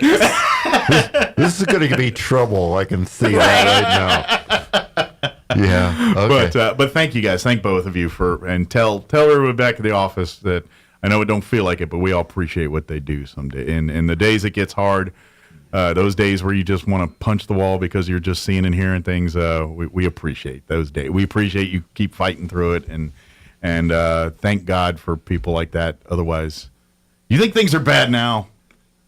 Without those people, this is Shangri-La compared to what would be the difference if they weren't around. So thank you for having us. Anytime. Yep. We'll see you. You're a little quiet today. Actually, touched him like 3 times. He's chilled. Well, and he's not allowed to move, so. You're a good boy. So, all right. It is 9:55. Let's do a quick break before we go. Don't go away. Your Pecos Valley News Update. I'm Jared Cirillo. A new audit report of Eddy County's finances shows continued growth in 2022. In fact, the report shows consistent growth over the past 5 years. The firm Carr, Riggs, and Ingram studied Eddy County's finances and found no negative results. The report shows Eddy County's cash balance went up by more than $70 million from June of 2021 to June of 2022, mainly due to gross tax receipt increases in the oil and gas industry. A panel of New Mexico House lawmakers are endorsing a $1 billion increase in the annual state general fund spending to raise public salaries, shore up rural health care networks, and expand no-pay daycare and college. The increase would tap into a financial windfall linked to robust local oil and natural gas production. The budget plan for the coming fiscal year also responds to an eventual economic transition away from fossil fuels in the nation's number 2 state for oil production by investing up to $850 million in a trust to generate earnings and sustain public services in the future. You're up to date. I'm Jared Cirillo. Turn up your radio. Here's the Sean Hannity Morning Minute. We're not being told the truth. That I can tell you. Because they don't even know. Why would we fire at objects that we haven't even identified what they are, but take them out of or have our Air Force take them out of the sky? By the way, in a couple of cases, overpopulated areas, which they said they never would do, which was the excuse for allowing the first spy balloon to make its way all the way across the entire country. So we've got Joe Biden's disastrous first decision not to shoot down the first Chinese spy balloon. Now they're saying that they saw it beforehand. Well, if you saw it beforehand, why didn't you take it down beforehand? It's now metastasized into a national security disaster as well as a political nightmare, and nobody's answering any questions at all whatsoever.